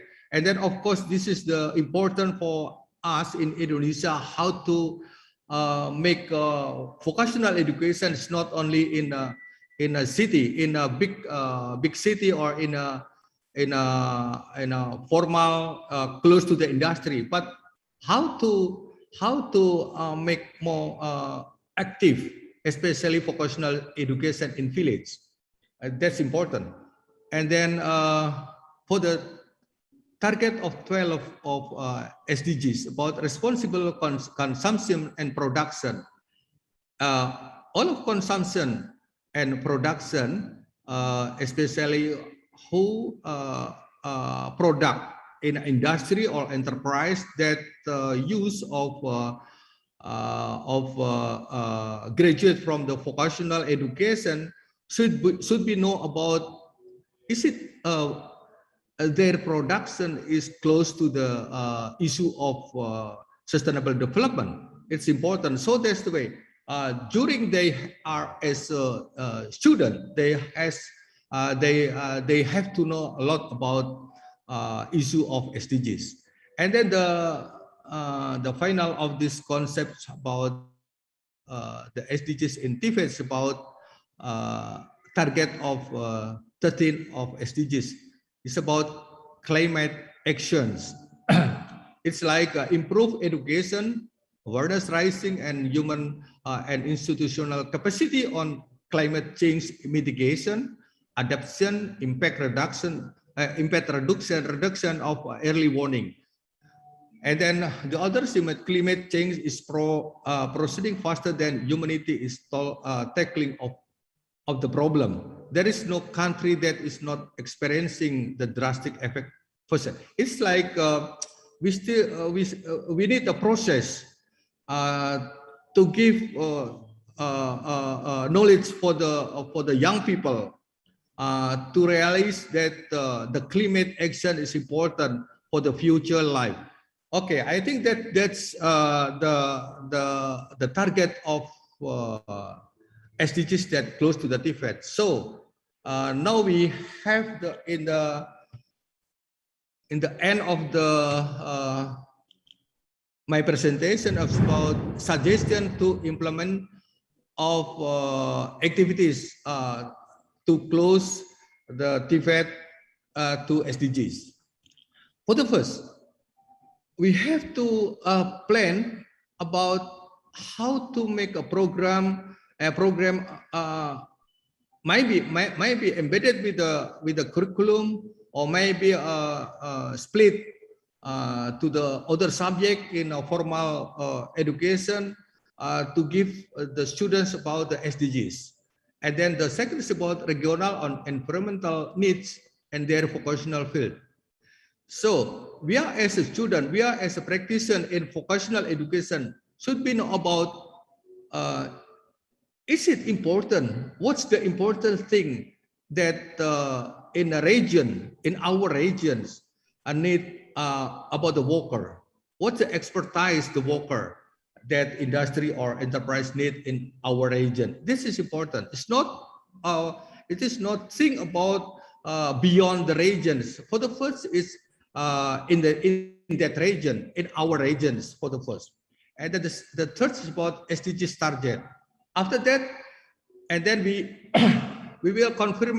We will have a time to confirm it with the environmental and vocational need. It's like okay, we have a specific worker that industry or enterprise need in my region. But how about the condition of vocational education in our region? So that's the way we try to make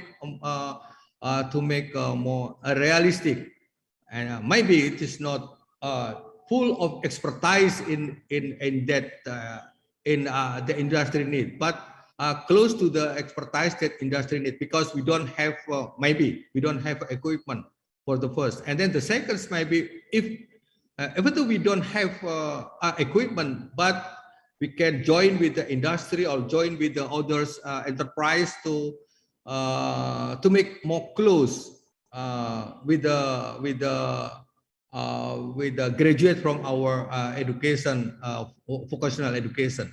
And then the fourth is about performance indicators through synchronization between sub-target and real condition. Yes, in each target of SDG, usually there are not only one target. We have sub-target. For example, in target 4, there are 4.1 until 4. More than 20. And then we can choose which one that's suitable for the activities in our TVET education, especially in that region. That's important because we will make sure that because in education we have a time, and then it's not free of time to build the expertise of the student. So we have to smart to choose which one that close to the activities of our vocational education in that region. And then of course in the end of the activities, how to implement the SDGs in TVET is to make draft of policy for TVET, especially the draft will give to the government in our province or maybe in a national. That's the point. I think that's all. And then we hope that in Indonesia, TVET SDGs is something new. But before TVET SDGs, we have a green TVET, and green TVET is, of course, we almost all of the TVET education in Indonesia know about that. But for the TVET SDGs, please refer to SDGs in a UNESCO for the TVET. I think that's the point. Thank you, and we need discussion later on, and then thank you.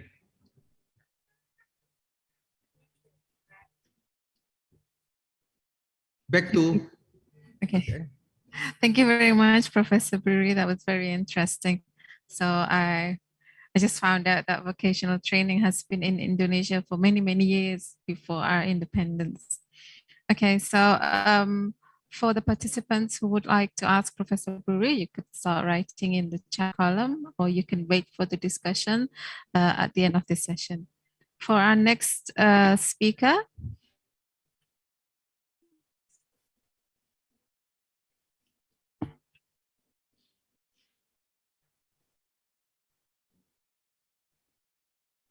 our next speaker is Professor Dr. Vanessa Gafar.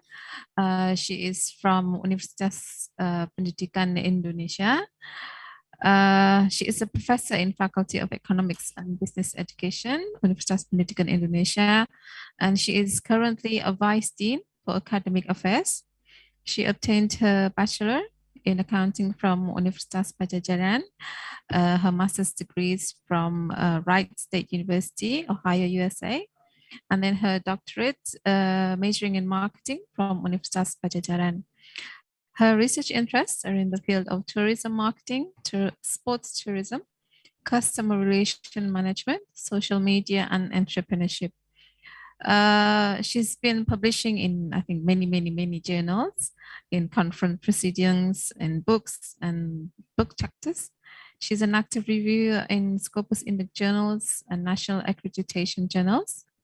She has been doing international research collaboration, and she is involved in the TASE Erasmus program with Justo University, Spain. And she was a member of the International Situation Project in University of California, USA. And she currently joins in a Calohere project and the Erasmus program with the University of Groningen, Netherlands. And Professor Vanessa also has just completed her 2-year program as a visiting researcher at the Center of Trust, Peace and Social Relations in Coventry University in the UK. So today, Professor Vanessa, she will give a talk about digital workplace and workforce preparedness and competitiveness. Professor Vanessa, the floor is yours. You have approximately 30 minutes. Thank you. Okay, thank you. Am I audible? Yes, we can hear you clearly. Okay, thank you very much. Okay, Bismillahirrahmanirrahim. Assalamualaikum warahmatullahi wabarakatuh.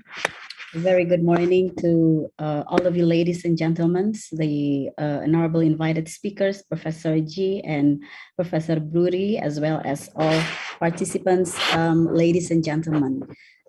First of all, I would like to thank the committee for having me here in these prestigious conferences. This is the 4th year of this international conference, and it's such an honor for me to be able to share with all participants in this session. So allow me to share screen.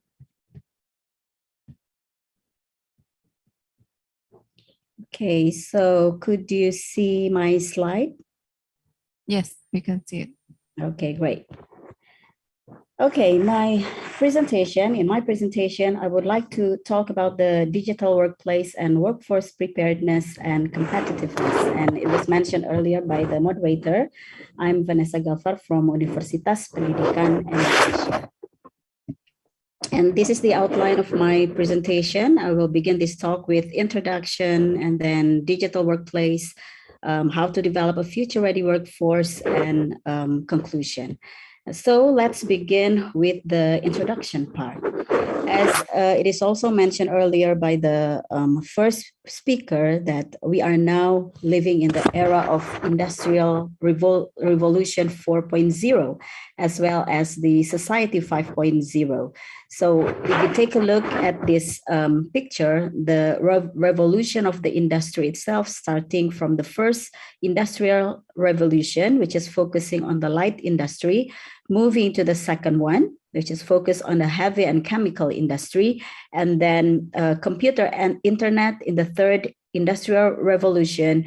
And until now, we are in the fourth industrial revolution, where everything becomes digital. So this is focusing on the digital transportation, the AI, the IoT, and blockchain. And these are the things that are raised in this stage. And along with the development of the industrial revolution, there is a society that is also transformed in each stage of the IR. Starting with the society 1.0, the hunting society, and then move to the Society 2.0, agrarian society, and then Society 3.0, industrial society, and Society 4.0, information society. And now we are here in the era of Society 5.0. Some says the Society 5.0 is a super smart society, but some says is the Society 5.0 is the imagination society. Why it's an imagination society? Because it collaborates the digital transformation and the imagination as well as the creativity of diverse people. So in this society, it's not only focusing on how to solve the problem, but it also focusing on how to create value. So since in this Industrial Revolution 4.0 and Society 5.0 is everything is digitalized, there are 10 digital trends for digital transformations. We can see from this slide that it is categorized into 3 parts, which are digital infrastructure, digital operations, and digital customer engagement. And if you take a look further, so it is related with the security, networking, cloud, and data analytics, while the digital operations consists of Internet of Things, the automation, and the digital workplace. And the last one is digital customer engagement, consists with the omni-channel customer experience, the deep customization, and enhanced responsiveness. And in this presentation, we will focus more on the digital workplace. So here is the big picture of the automation in the global economy. So this is according to the McKinsey that AI adoption could raise the global GDP as much as $13 million by 2030. So you can imagine that this is approximately about 1.2% additional GDP growth per year. So, but even though the AI and the automation benefit the businesses as well as the society, we have to be prepared for the disruption itself, because there will be many disruptions related with this. And here is the impact of the automation in terms of the simultaneous effects related with jobs. So there are 3 scenarios, and those are jobs lost, jobs gained, and jobs changed. McKinsey stated that about 15% of the global workforce, so this is more or less about 14 million workers, could be displaced by automation. And then, of course, the number of jobs gained would reach 555 million, or approximately 21% of the global force. And this will lead to jobs changed as the result of the automation, and this will affect more occupation than jobs lost. So due to the AI, the automation, and the digital transformation, there will be significant transitions of workforce. Millions of workers will likely to change the occupations. And they will have to learn different skills, the new skills to survive in the workplace of the future. And the workplaces as well as the workflows will change as more people work alongside machines. And the last one is this will put pressures on average wages especially in advanced economies. So this is the scenario or the prediction of the automation and the future of work in Indonesia in 2030.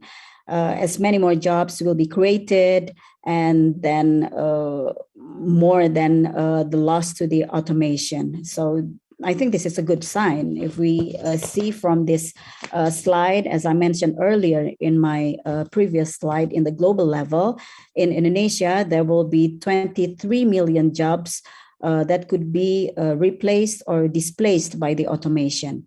And then 27 to 46 million new jobs would be created in the same period. So that means new jobs will be more than the job lost. And 10 million jobs will be new types of occupation, And while healthcare, construction, manufacturing, and retail will benefit from increased labor demand. Therefore, the National Digital Roadmap is urgently needed. So this consists of the digital infrastructure, the consumer awareness and trust, future-ready workforce, and innovation ecosystem. The digital infrastructure itself, it consists of the healthy industry, the national project, and the open policy, while the consumer awareness and trust related with the data privacy, the cyber security, and consumer education. And future-ready workforce will expand the national curriculum and how the private sector skill building and the engagement between the industry and the university. And the last one is innovation ecosystem. It related with the intellectual property laws, finding and exit options, as well as the ecosystem facilitation. 4 pillars will lead to the digital roadmap that consists of the foundational projects and policies, prioritized ecosystem building, as well as the investment roadmap itself. Now Indonesia is preparing so hard to build the Indonesia digital nation, and with its slogan bermartabat, berkeadilan, dan berdaya saing, or dignified, fair, and competitive. And from this picture, we can see that Indonesia digital nation depends on its 3 pillars. Those are the digital government itself, the digital community, and then the digital economy. And this digital economy will deal with the business processes, including the digital workplace. Now let's move to my second part of the talk, which is digital workplace.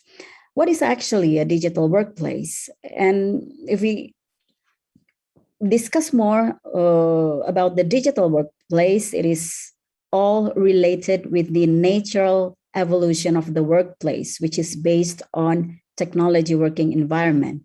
So as I mentioned earlier, in the AI, the automation, the digital transformation. So it includes all the technology for the people to do their work. And it ranges in every business process, such as the HR applications, the core business applications, email, instant messaging, enterprise social media tools, as well as virtual meeting tools, just like we are experiencing now in this virtual conference.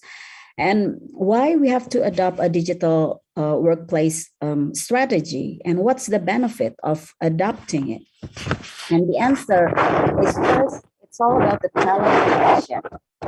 Employee will tend to choose the job if they could work away from the office or work from home. I personally prefer to work from home than work from the office.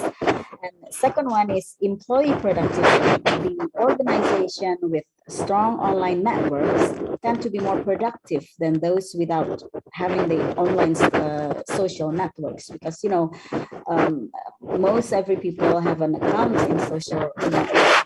They engage in the social network. And third one is about the employee satisfaction. The organization media tools installed internally in their office increase employee satisfaction, believe it or not. And this will lead to employee retention, which is when employee engagement increases, they will tend to increase their employee retention. And this is related, of course, with the comfortable working environment. And sometimes people finding a job not for the reason of the monetary reason only, but the comfortable working environment. And the last one is the communication tools, where employees prefer newer communication tools such as instant messaging compared with the traditional ones like email or team workspaces. Again, I personally more comfortable if I engage with my other colleagues through WhatsApp rather than email, because WhatsApp, it's like the instant messaging. So anywhere, everywhere, we can always check on our WhatsApp. But for email itself, it needs more efforts. Although there's some feature push email in our smartphone, for example, but it needs more efforts than checking our instant messaging. So while there are no specific rules addressing the design of the digital workplace framework, the Deloitte, one of the well-known consultant, designed the digital workplace framework to provide organizations with a tool to understand their current digital workplace and to identify the areas of opportunities to reach a better way of doing business digitally. And this digital workplace framework includes of 4 layers, as we can see on the slides. Those are the use, the technology, the control, as well as the business drivers.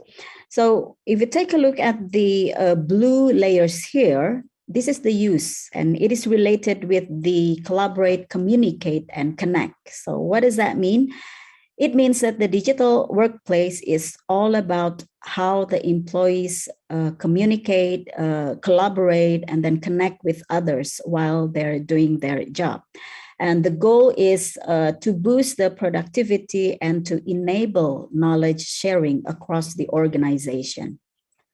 And the second one is the technology, the digital toolbox. The technology enables the digital workplace, and it is related with the digital toolbox, which I will show you in my next slide. And that is needed to support the digital workplace. And the key here is to adopt the right tools for the employee to do their job. So no matter how advanced the technology is, if it isn't the right tools for the employee to do their job, so I think the benefit will not going to be optimum. Control, it includes the governance, risk, technology in the digital workplace depends heavily on appropriate controls. And that means it is related with the appropriate governance structures as well as the management processes. This includes the information flow, and use should also comply with the organization policies as well as the industry laws. And the last one here is the business drivers, which is all about the measurable business value. I think for the business needs to drive the digital workplace. The organization should guide the direction of the digital workplace to deliver the necessary benefits. Now, this is the... Vanessa, I would like to, if I may interrupt. Yes. Some noise. Is it from your mic? Are you using a speaker? No, I don't think so. Headset? Mine is clear. I don't use any headset. Okay, and you don't hear any noise. Sorry. No. I don't hear any noise at all. Okay, so I'm sorry. So it may not be coming from you. Okay. Okay. So shall I continue? Yes, of course. Okay, now let's take a look at the technology part, the digital workplace toolbox. So it is related with the messaging, the productivity, the collaboration, the communication, how the business application is used in an organization, and crowdsourcing related with the polling, with the surveys, with the forums, and then the connectivity, help locate experts and colleagues across the organization. Sometimes, although we are in the same organization, we barely know each other. So this is very important to be or to stay connected through the employee directory, the organization chart, or the rich profile. And the last one is the mobility. Enables access of tools away from the physical office or workplace. That means that while employee, they're not working from the office, for example, they work from home, so they need PC or laptop, they need mobile or smartphone, they need home office, they need remote scanner. So this digital workplace toolbox support how the digital workplace implemented. So when we talk about the digital implementation, how to do digital well, because I'm sure that we don't want to just follow the trend, but we do want that when we implement the digital business or whatever it is, it's not only for the trend, but it is for the sake of the organization itself. So the first one is build your culture to support digital. What does that mean? So having a workforce, a strong workplace that support digital implementation is necessary. So it is the responsibility of the organization to develop the culture, because if we talk about the culture, it is an important strategy. And when it comes to creating a productive and successful enterprise, it is becoming important. So if the company fail to create a culture that support the digital workplace, or the company fail to formulate policies to support the culture, so the result is the organization will face a loss of productivity. Probably it will also create frustration from the workers and retention problems. The second one is treat employees like customers. Now power has shifted from employer to the employee. So the power now tend to coming from the employee itself. And so therefore it is important for the organization to make room for employee to grow and to feel like they are part of the team. This can be done by a supportive digital culture, which allows the employee to feel connected, to stay or to get connected and included in even if they are spread out across the globe, for example. So again, the connectivity is. And the last one is, so this means the organizations need to offer some flexibility to adopt digital platforms and strategies. Be open to employee solutions, because sometimes employee can look more objectives and they can catch in to effective system faster than the executive itself.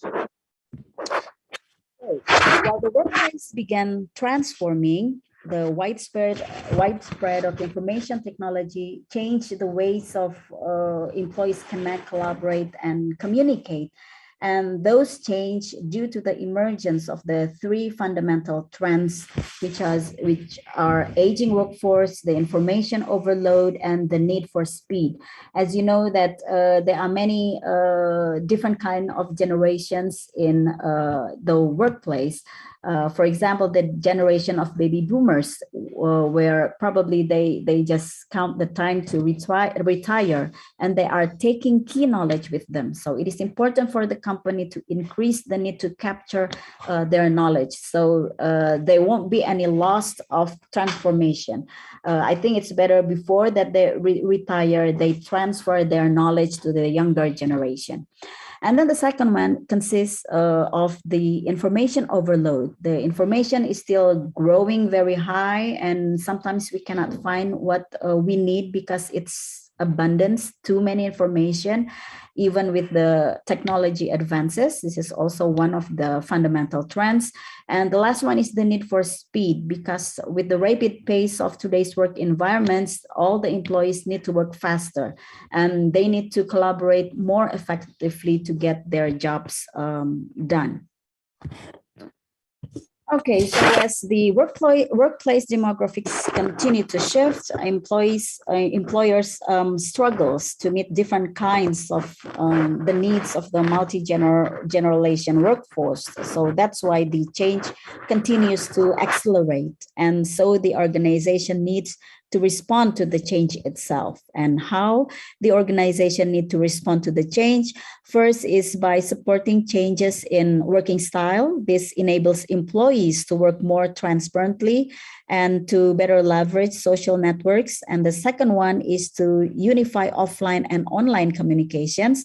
So it is both important, not only online communication, but offline communication. This can keep employees connected through their mobile devices that provide anywhere, anytime access to the tools and to the corporate information.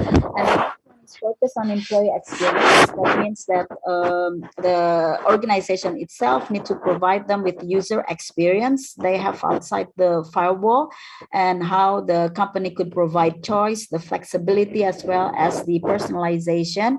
And then the next one is support the virtual work environments that allows employees to stay connected and distributed, and then virtualized work locations while balancing customer privacy and operational risks. And next one is to minimize spending and enhance productivity by providing employees with the right tools, and not only the right tools, but also the right information at the right time. And the last one is to win the war on talent, because by offering the progressive and innovative environments, we can expect the top candidates. So let's move on the how we develop a future-ready workforce. As we know that we are facing the demographic golden period. The golden period here means the high working age population, and it is accounted for 42% of the population is between 25 and 55 years old. So imagine that they need to learn new skills, whether the skills, which is previously mentioned also with from the first speaker, related with the critical thinking, the problem solving, the creativity, the digital literacy, social, as well as emotional soft skills.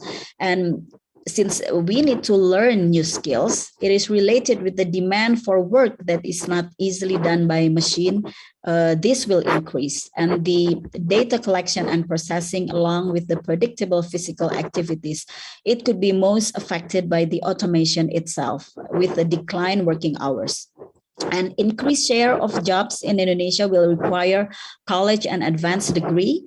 Indonesia who completes secondary education will likely see the largest net change in employment by the year of 2030. So this is all the prediction what will happen in the year of 2030. So that's why we need the ecosystem of stakeholders to develop workforce skills. So if you can see, the center is the companies itself, how the ecosystem here try to accommodate the stakeholders, such as the labor agencies, the educational institutions. I'm sure that we are here, the educational institution, non-profit organization, and the industry associations as well. The industry associations focusing more on enable employers to build better talent pipelines in particular sectors, so they can find skills that match with the demand, while the labor agency could facilitate employee mobility to the labor market. And then the nonprofit organization could give the innovative training approaches to help less educated workers upgrade and market their skills, while us, the educational institution, could help companies fill their skill needs by focusing courses on skills most relevant in the future. So how to develop or how to prepare a future-ready workforce? We can take 3 points here. First one is by encourage private sector building. The government here should give incentive and encourage organizations to upskill their employees to build a workforce that fits for the future. And this should also facilitate a cross-organization as well as cross-industry forums for training and knowledge exchange. And the second one is expand the national education curriculum.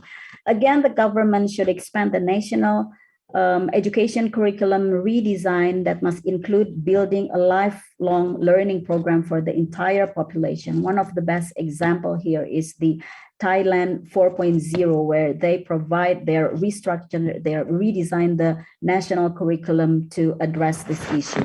And the third one is to facilitate industry and higher education institution collaborations, where the government should work with educational institutions as well as businesses to map a clear view of future skills demand versus the supply. and then to facilitate the industry collaboration when it comes to creating a talent exchange as well as the training programs. As we know right now, the Ministry of Education, Culture, Research and Technology launched MBKM, or Independent of Study Learning. So one of which is by sending students outside of the campus, one of which is through the internship program. And industries need to play a role in curriculum setting in the education process, as well as the policymakers could help to facilitate that. So this is the role of the educational institution itself, as also mentioned earlier by the first presenter about the Australian qualification framework. Here in Indonesia, we also have Indonesian qualification framework, which is a reflection of human resources quality in Indonesia. And the learning outcome of the IQF itself consists of the science, knowledge, skills, and know-how. And from the supply side, it is set by the educational institution, and from the demand side, it is set by the user itself. So how we can match the supply side and the demand side, if we take a look any further for the skills itself, we already know that we have the 21st century skills, which consists of the learning skills, the literacy skills, as well as the life skills. So this is the role of the education institution, to collaborate with the industry itself to meet the supply and demand with the government, as well as the community and the media. So I think this is we as the educational institution people need to concern more about this to prepare the future workforce. So in conclusion, digital era brings many changes in many aspects, including the workplace. So one thing that can be done is to prepare a digitally literate workforce. And therefore, the role of educational institution is needed to equip graduates to become digital workers. And it requires collaboration with many stakeholders, many parties, to respond to the changes in this digital era. So I guess this wraps up my whole presentation. Thank you very much for your attention. Wassalamualaikum warahmatullahi wabarakatuh. Get back to the moderator. Thank you. Thank you very much, Professor Vanessa. So that concludes the presentation from our three speakers. Now we move on to the discussion session. We have until exactly 10:30 waktu Indonesia Barat ya untuk diskusi question and answers. So there are several questions in the chat. I think one is already answered by Professor G. Yes, the first questions. Maybe for participants, they can prepare questions for Professor Bruri and Professor Vanessa. In the meantime, we will start to answer the questions that's already written in the chat. Maybe Professor G, you can answer the two questions. Sure. Thank you so much. So go back with question 2. Okay, so question 2 is, before pandemic, some school banned students, especially in elementary secondary school, from carrying smartphones in the classroom with the intention of making students focus on learning. I totally agree with that. So now students use smartphones as the main medium when participating in online learning. So my question, what do you think about the risk of violation of the use of online learning media, smartphones, tablets to access negative content on the internet by students, and how to prevent this? This is a very good question. So before COVID, in Australia, particular, start from the lower primary school. I think in grade 2, they introduced iPad program, right? In year 2. So what we call in Bahasa Indonesia SD kelas 2. And then for year 5, which is upper primary, grade 5, class 5, and they we introduced with the laptop program for online learning. It is not about online learning before COVID, but it's more about, in terms of the interaction Say, for example, they learn about STEM. STEM is science, technology, engineering, mathematics, you know, a lot of mathematics, you know, mathematics, say, for example, software, you know, in primary school, we introduce mathematics, IXL, you know, so many programs there to introduce when the student can learn using digitalization, using iPad or tablets, you know, for their learning, right, for their practice. Now, at school, they have a certain what they call security web, you know, apps to protect, to prevent students, you know, they're not able to use YouTube, right, at school. So YouTube or, you know, any particular WhatsApp's web, you know, is going to be banned at school, you know, with their, you know, server security. So this particular, so many, you know, security to prevent software is available to make sure the student at class or, you know, getting access, you know, in that particular is not, you know, available or becomes, you know, there's something one particular, you know, preventive approach to do that. As a second approach, of course, we need to, you know, make a strict rule in the classroom. So basically, for the student, you know, they need to use any particular devices for the online learning, for the learning purpose. And number three, of course, so many papers now, the roles parents as well as teachers, they need to work together to see what the children actually, what student doing, you know, when they learn as a learning active or active learning or independent learning, you know, especially for lower or primary, upper primary levels. So say, for example, we have in Australia, according to the Australian Qualification framework, we have a parents education training, which means that parents need to attend that couple sessions conducted by school to make sure parents be aware in particular sites or web pages and the student not be able to get access because for the negative content, you know, they're not mature enough, or, you know, in particular in Australia, very strict when you go to movie, for example. If a mature audience, you never seen any children actually come to watch movie in cinema, right? So it's a very certain guideline. So say, for example, parental guidance movie. So it must accompany by parents to watch the movie in cinema, okay? Because this is very important to make sure the online or the learning actually really, really productive for the students, okay? So it's so many, I think there's one paper published in 2018 or 2019, and then one paper published in 2021, since for the online, you know, in the Journal of Primary Education. So you can see under security, under, you know, web contents actually influencing for the student learning in the primary level. So you'll be able to see, to read that paper. I think the Kappa paper published and a very good high citation as well. Now, the third question is, in terms of, where is that? The third question, or maybe that one is the second one. Okay, the third question is, okay, so I have heard from a colleague from that vocational education training in Australia and vocational education in Indonesia is quite different.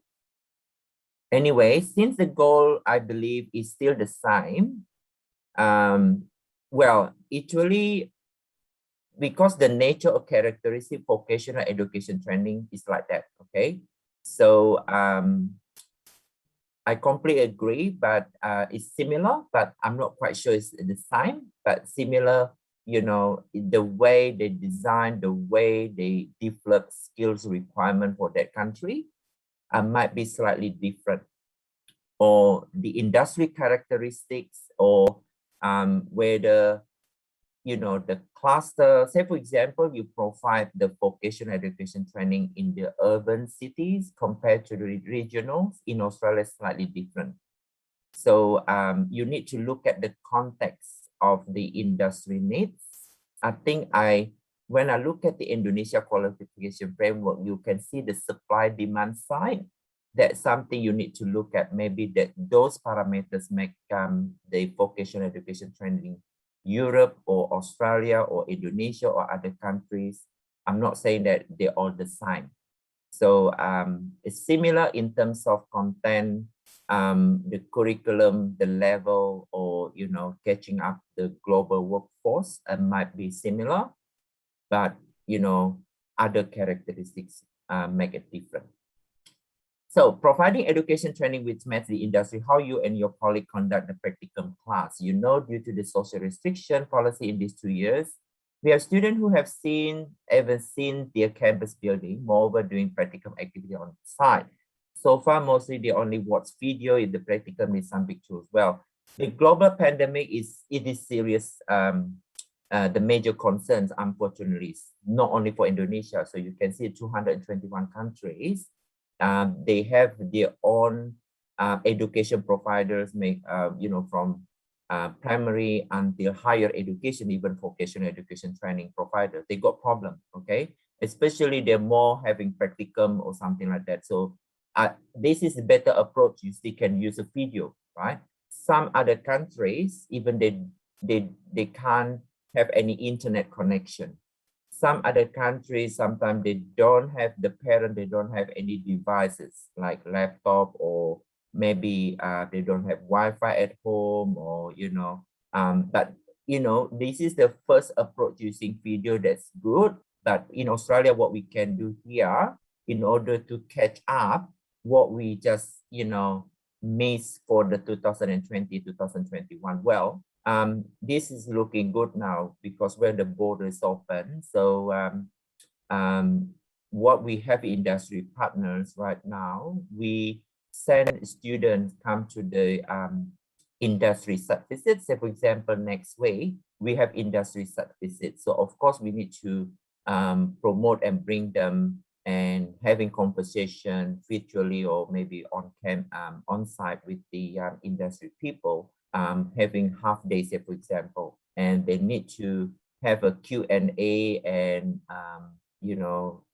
group discussion, and then the student takes about 2 days. They need to make a report, and then the final day they need to come to the on-site to do presentation, and then the assessment will be, because they have a different component of the assessment, will be the knowledge-based assessment, or including the problem solving as well as the critical analytic thinking will be in the assessment as well. So it could be a small group base if you think that teamwork element assessment skill is needed. So it will be like 2 or 3 people in a group, or if you want to assess individually, that will be individual assessment report. So that particular you can see the practicum. Now, the other practicum normally I run during pandemic is, I think for the simulation. So it's not the video. My student developed simulation. Simulation means like similar like video, but it's more interactive media simulation for the company, and the student can reach that particular simulation. And then we also have a live streaming and live discussion with the industry. So we use the prototype Microsoft Teams, that particular, the 41 or 42-minute simulation. And then we can explore, this is the workplace, this is the factory, and the student can see the simulation. It's a real, but it's not video from the YouTube. No, it's a real from the company. So we request the video. Of course, we need to get permission, and it's not being published, but it's only for learning purpose. Then they share the video, and then we have the manager, one manager, and one is an operation or production manager is there. and then they start, having conversation with the student. But as a facilitator myself, as a teacher, so we need to work hard because you need to timing the video. We need to respect industry people time as well. And then we also need to make a scheduling for the assessment. So there's several ways you can do, right? But when any opportunities, by all means, you can just come to have a site visit for the industry. So, and the other approach, not only simulation, but I think what you can do is you can make a clip cut for the several case studies based on from your research. So this is what we call research-led learning approach. So basically, I'm doing research project. So from my research, I developed so many case studies. That case studies actually can become available to all my students. So this is the beauty when we do teaching as well as doing research. The only problem if you are teaching scholar, not doing research, and it's so hard because you only rely on the industry, right? But if you do research project, and the project, your research actually related to the teaching content or the curriculum, what you're teaching at class, you'll be able to use that particular your research case study for students. So that's the alternative way. That's a beauty when we are doing research as well as we teaching at classroom. So this is something, another approach. So hopefully I answer your question. Thank you, Professor Chi. You're welcome. Maybe for the participant to ask, maybe we can hold for the comments for the moment, because Professor Vanessa, she has to leave the conference. She has to leave early before 10:30, and she would like to maybe say a few concluding remarks for now. The floor is yours. Yes. Okay. Thank you, Ibu Parawira. Again, I'm very sorry that I could not stay here until the end of the conference because I have another agenda. But it's very interesting. One of the questions on from the chat, the question is, are we only teach students to meet industry standards? Well, actually, if we take a look at the learning outcome set by the IQF or based on the IQF itself, there are 4 components, which are science, knowledge, skills, and know-how. So I think this is how to prepare students to meet industry standard is only one criteria that needs to be met by the educational institution itself. But the most important thing is how to match, I think, between the supply and the demand side.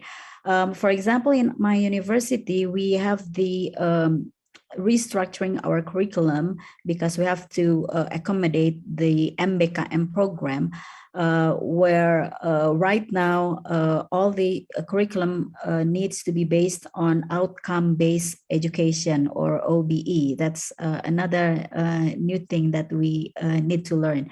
So when we try to develop the learning outcome based on OBE, we include the industry, we include the alumni as well as the students to redefine what actually needed by the industry as well as from the perspective of the alumni itself. Because to tell you the truth, I agree with Professor G that we need to prepare students to be ready to in the workplace, and by the digital transformation, the AI automation and everything, all the skills are changed. Students need to be prepared with additional skills which can accommodate them when they are working in their new working environment, which is basically digitalized. So I think that is one of my additional comments related with that. And the other one is about the experience. It's about the online learning itself. My personal experience is like it's very different if we teach online and if we teach in person, because again, all the experience, although we are face to face, we are meeting face to face, the experience is totally different. The online experience between the offline experience is totally different, because I mean, our connectivity for me personally stronger if I meet in person with students. Especially for the undergraduate students in my class, there are still many students who don't turn on their camera while we are in a class for some reasons. For example, the internet connection unstable, so he or she cannot turn on the camera and everything. So it seems like we're talking alone, you know, we're talking by ourselves without knowing what the students do while we are talking, because we cannot see clearly their reaction and their feelings about what we share about, for example, one teaching material. So I think even though right now, especially during the pandemic, all the learning is based online. I think if I have to choose between online and offline, it's still offline learning is still the best, because again, we can get the emotion, we can get connected with our students more than if we do the teaching learning process online. So I guess it's that's only my additional comment on top of what Professor G already mentioned. Again, I'm really sorry that I cannot stay here until the end of the conference. So congratulations again for the wonderful conference. Any questions that you would like to ask, you can drop me a line in my email or in my chat through WhatsApp. Thank you, Professor G, Professor Bruri, and also the committee. I'm very sorry. Again, I could not stay here any longer, so allow me to leave the conference earlier. Thank you. Thank you very much. Thank you, Professor Vanessa. Many success in your future. Thank you. Thank you so much. Okay, so we still have 13 minutes. Maybe any questions for Professor Bruri? Okay. There is one in the chat. For future students who can get reskilling by themselves, is it necessary to study at university? So maybe this is one of my concern after hearing from the three presenters. As a lecturer, maybe teachers in the future, will we still have our job with all the technology that we have? Okay, thank you. I will try to answer from the Ibu Katarina. Yes, of course.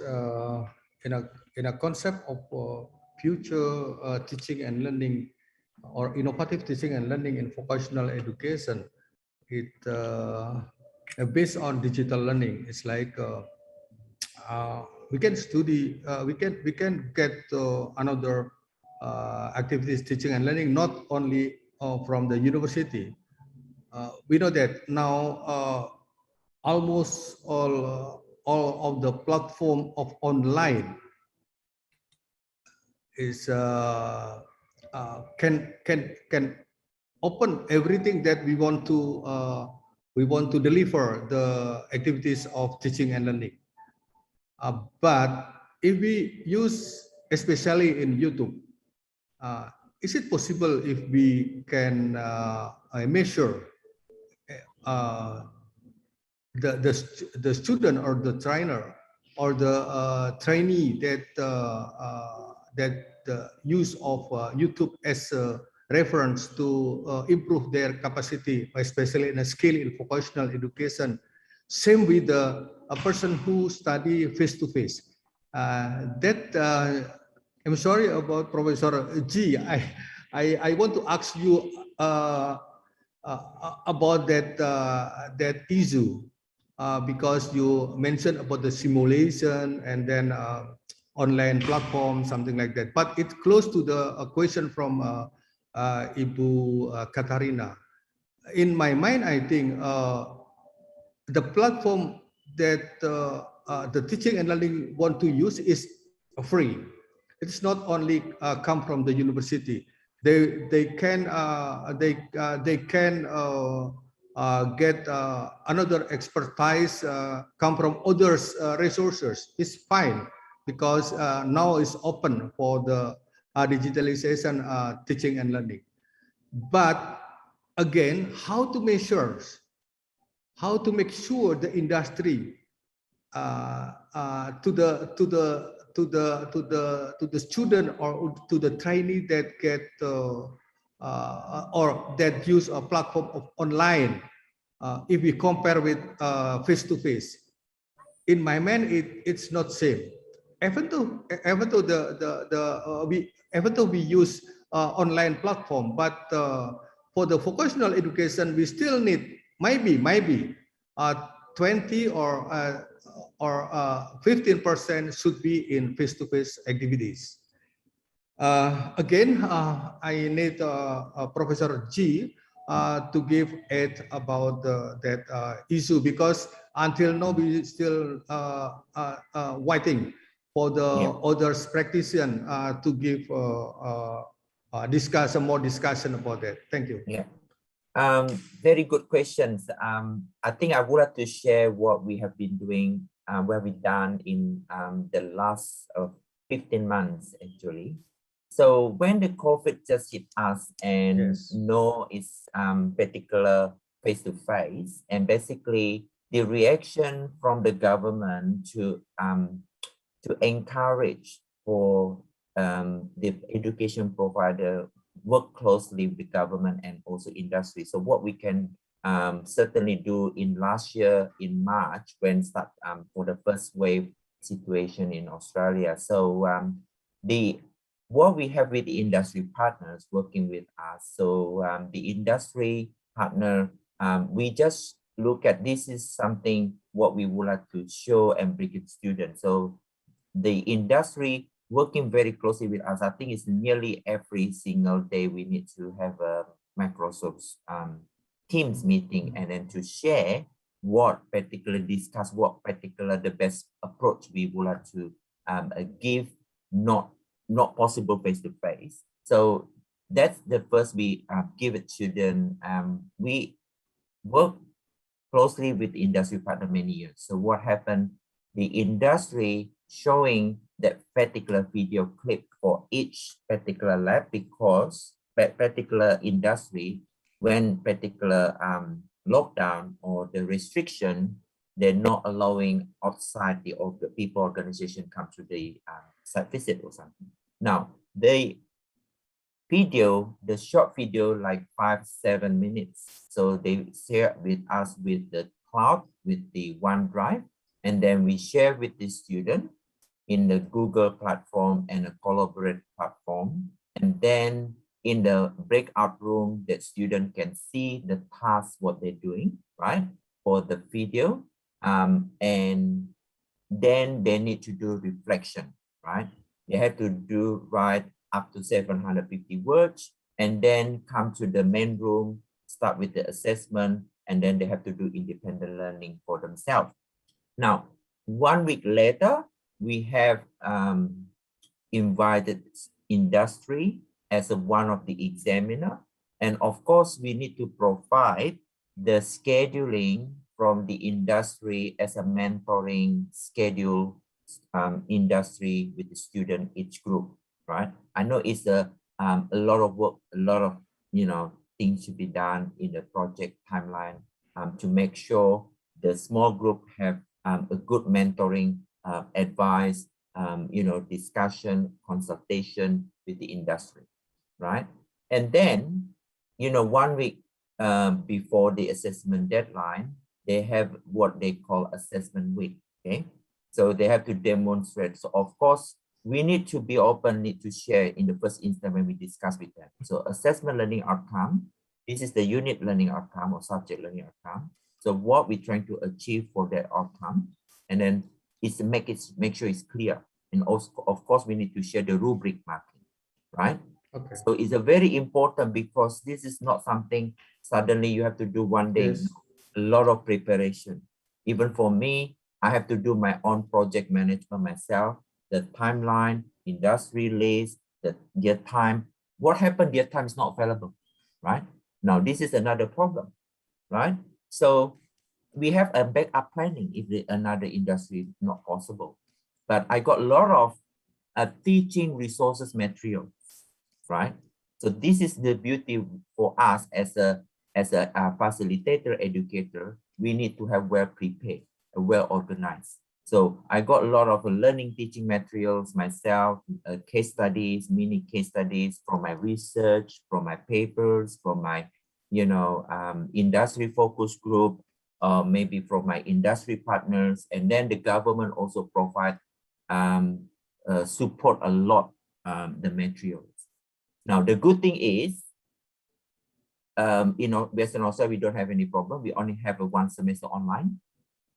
But particular New South Wales Victoria, if they have problem with the COVID, if particular like clinic, hospital, say for example, if it really they have to do face-to-face, we need to get permission and government protocol, make sure student in Indonesia when they need to follow prokes, right? So this something need to be very carefully, right? In terms of the COVID cases, before the student come to the hospital, they have to test PCR, right? Yes. Proper. And they do well planning now. So say for example, PCR, they have to do test before they come to hospital, because otherwise they do clinic or nursing, whatever, and they're going to be transferred the virus to them, to the other patient, right? So make sure the PCR is more accurate. And then everything negative, they come to the lab, practicum, yeah, and then they do, right? Once they go back to the campus, they have to do PCR again, right? So, and then the government really give the flow chart, the process to make sure the workplace safety, because we are in a pandemic situation.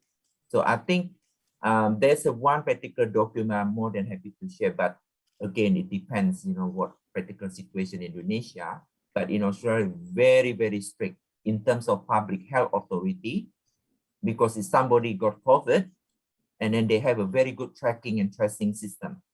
The person actually in the hospital, the person in the childcare, the person actually in the shopping center. So everything in the building is going to be locked down. And then the public health authority need to call them everyone. If you're there on that side, you have to get tested immediately, because with Delta strain. So that's why there's a good thing in Western Australia, we can reduce the spread of virus. So in the last, that's a beauty. So far, so good, yeah, in Western Australia. So we don't have any cases. So student is a freedom they can do in the workplace. But again, every single thing there, now we don't have any mask now because 0 case in Western Australia. No need to wear mask. But if 1 case outbreak, wow, this is a problem. It's lockdown. Lockdown again. Yes, unfortunately. So that's the thing. Okay. So I'm sorry, Ibu moderator and then Prof. Bruri. So Yes. I also have another congress in United Kingdom. So I need to leave as well in another 2-3 minutes, because I need to be there in a grand opening with the Vice Chancellor in Nottingham University. So I think I would like to say thank you so much for wonderful webinar. But look, because I'm more than happy to come back again if you stay around in the Zoom. Of course. Yeah, after 2 or 3 hours, because I just have a 1 hour, that's all, and then coming back to join again to listen for Plenary Session. So I would like to engage with the UNY, with Indonesia scholars. This is the time we can share what we can work together for publication, for research, for the students, for the community, for Indonesia government. This is the beauty for us. We can meet, but who knows, next year I can visit Yogyakarta, right? Oh, I hope. Yogyakarta is a beautiful, Hopefully you can go here. Yeah. Yes. All right. We still have another discussion. Thank you. Yes, sure. Thank you so much. Thank you. Thank you. All the best to you. I'll be in touch again the next 55 minutes. I can join the room if the room's not finished. Yeah. All right. Thank you so much. Have a wonderful day. Bye-bye. Thank you, Professor Bye. Bruri, too. Maybe if participants still have questions, you could email Professor Bruri, Professor Gigi, and Professor Vanessa. We will give them the PowerPoint slides. So our time is up. It's 10:29, so we will close our session, the plenary session, and later on the participants will continue with the parallel session. Thank you very much, Professor Bruri, who is still here with us. It's been a pleasure. So I will return this session to the Master of Ceremony. Thank you very much, Ibu Paramita. Ladies and gentlemen, we have come to the end of plenary session 2. Our highest appreciation and sincerest gratitude should go to the 3 speakers for this morning: Associate Professor Ferry G, Professor Dr. Muhammad Bruri Triyono, M.Pd, and Professor Dr. Vanessa Gafar, S.A. AK, MBA. Heaps of thanks are also addressed to Ibu Paramita Cahyaningrum Kuswandi, SP, MSc, PhD. Ladies and gentlemen, we are going to have a break first for about 10 minutes while preparing ourselves for joining the parallel session. Please be well informed that the Zoom link for the parallel session has been shared to your email. So would you please find the link for the parallel session in the email that we have sent to you. So after this, would you please leave this room and then join in the parallel session room by using the link that has been sent to your emails once again. Ladies and gentlemen, as soon as you join the new link, you will be invited to the assigned rooms as scheduled. Let me also remind you that the parallel session will end at about 12 p.m. After that, you are kindly requested to join the main room in the next 1 hour after the lunch break for the information session on publication, wrap-up session, award presentation, and closing by using the link that we use for the plenary session this morning. So once again, after the lunch break, would you please kindly join the link again for the main session. Thank you very much, ladies and gentlemen, and we are waiting for you in the parallel session rooms.